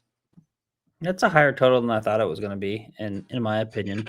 But St. Mary's has shown that they can put up a lot of points against these mid-major teams. So I think it's starting to skew a little bit higher because they lock the shit down out of the opponents, but they still end up putting 80 to 90. I might be with Daniel. I might fucking put a couple 2-3 units on this. Just continue to fade the wagon that is St. Mary's Gales there in Moraga against mid-major teams.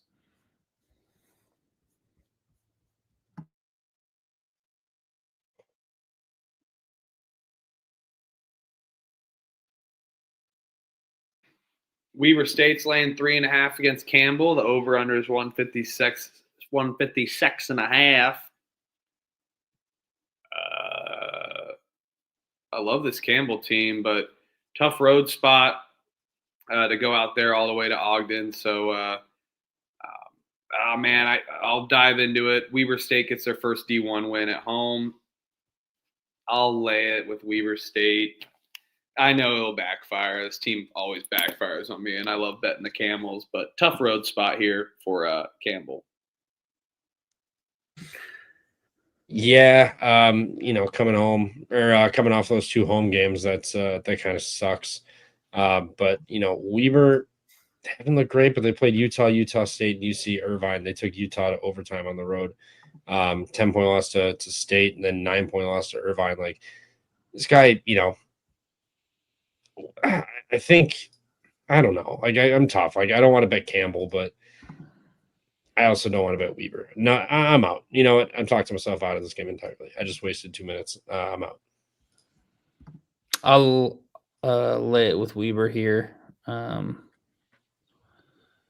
don't know what happened to the slide, but I don't really need it. I'll lay it with Weber -3.5. Campbell's tough travel spot going up to Ogden, Utah, I believe. Ogden. I think Weber State's a way better team than what they have been in recent years. I think Damian Lillard being there, maybe he's making some changes possibly. I don't know. But the juice is right. They were super competitive in all of those games against significantly better opponents than what Campbell will bring. And now you got Weber State's first D1 home game coming in. I'll look to back Weber State here, and then I'll fade them against UT Arlington on Saturday at home. Washington State's laying 11.5. Final game of the night against Southern Utah. Over/unders 158.5. I feel like this is like telling us to bet Washington State for some reason. I mean, Southern Utah has been getting somewhat drilled. They're competitive, but tough travel spots. They haven't had a chance to dominate. They did pretty much beat up on St. Thomas, but I like this Washington State team. I think they have a decent size advantage. I like the way that they dribble up and down the court, but I like that they get to the line. I think it's going to be a problem for this cover with Southern Utah. They foul a good amount, and I think they do a good job spreading the floor for sure. And just hope Washington State's defense can pick up some pace here against Southern Utah. Probably not betting this though. Yeah, it would be Wazoo minus the 11.5 for me. Coming off that Washington loss where they lost by like 12 or 13. Back home against the Southern Utah team, who just got 70-pieced by Gonzaga. Southern Utah, worst 3-point defense in the country. They're also a bottom 4 unit effective field goal percentage.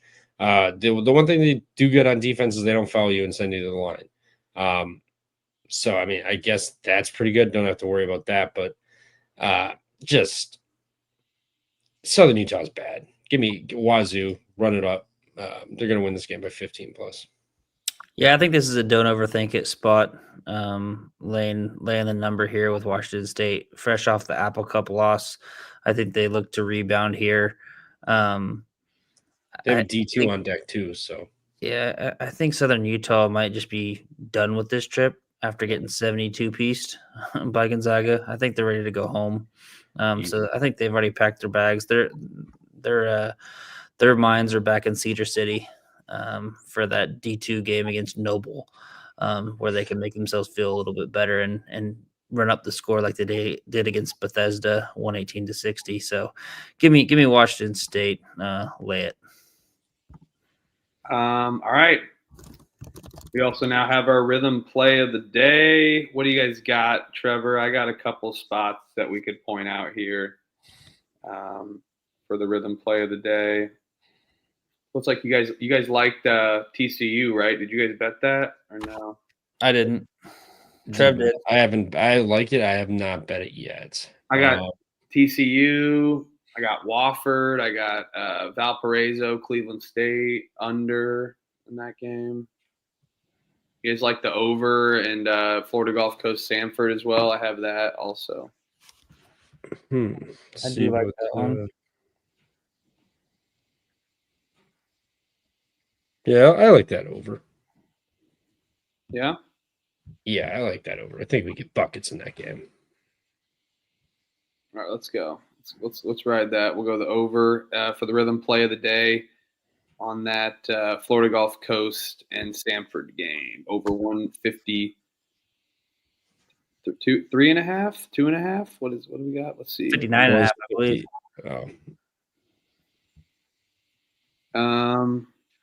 Pretty sure it's 159.5, unless it's changed.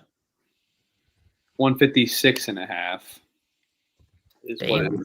Yes, so we're gonna go the over 156.5 for Samford, Florida Gulf Coast. Their rhythm play of the day. Make sure to use promo code PFP25.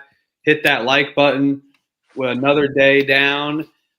This is probably my last show for. No, I'm kidding. Just until Sunday night. So I'll be back Sunday night. I'll be traveling over the next few nights, but I will be dropping my picks on the pick sheet every night, and I'll be I'll be popping into the chat. Don't you worry. So yeah, I'll miss you guys. I'll miss chopping it up for the next couple of days, for the next few shows, but I will be ready to rock there at on Sunday. So see you Sunday, guys. Have a good time without me. Sir. We'll suffice. You'll be fine. You won't have some annoying guy like me. So you'll be missed. Yeah. Appreciate you, chat. Yes, going to Nolans. Thanks, Juice. Come back safe, hopefully. Appreciate all you guys in the chat. Hit that like and subscribe button at Pump Fake Pod. Trevor, Elliott, any final thoughts? Just comment your favorite play. Still waiting on people to do that. I want to see what everybody's favorite play is for tomorrow. So drop that. But no, thanks for tuning in. Appreciate it. And yeah, we'll be back. Appreciate all you guys. Thanks for tuning in. And I'm about to shed a tear here. I want to miss you guys. I'll see you Sunday. And hit that like and subscribe button. Tell your friends, get your cousins, and everyone signed up for the Pump Fake Pod. PFP to the moon. Appreciate you guys in the chat. At @I'm_money, at Stooley Picks, at Michael_Huffer3. Give us a follow at Pump Fake Pod, baby. Pump Fake_pod on Instagram. Take care, everyone. Peace and love. Later.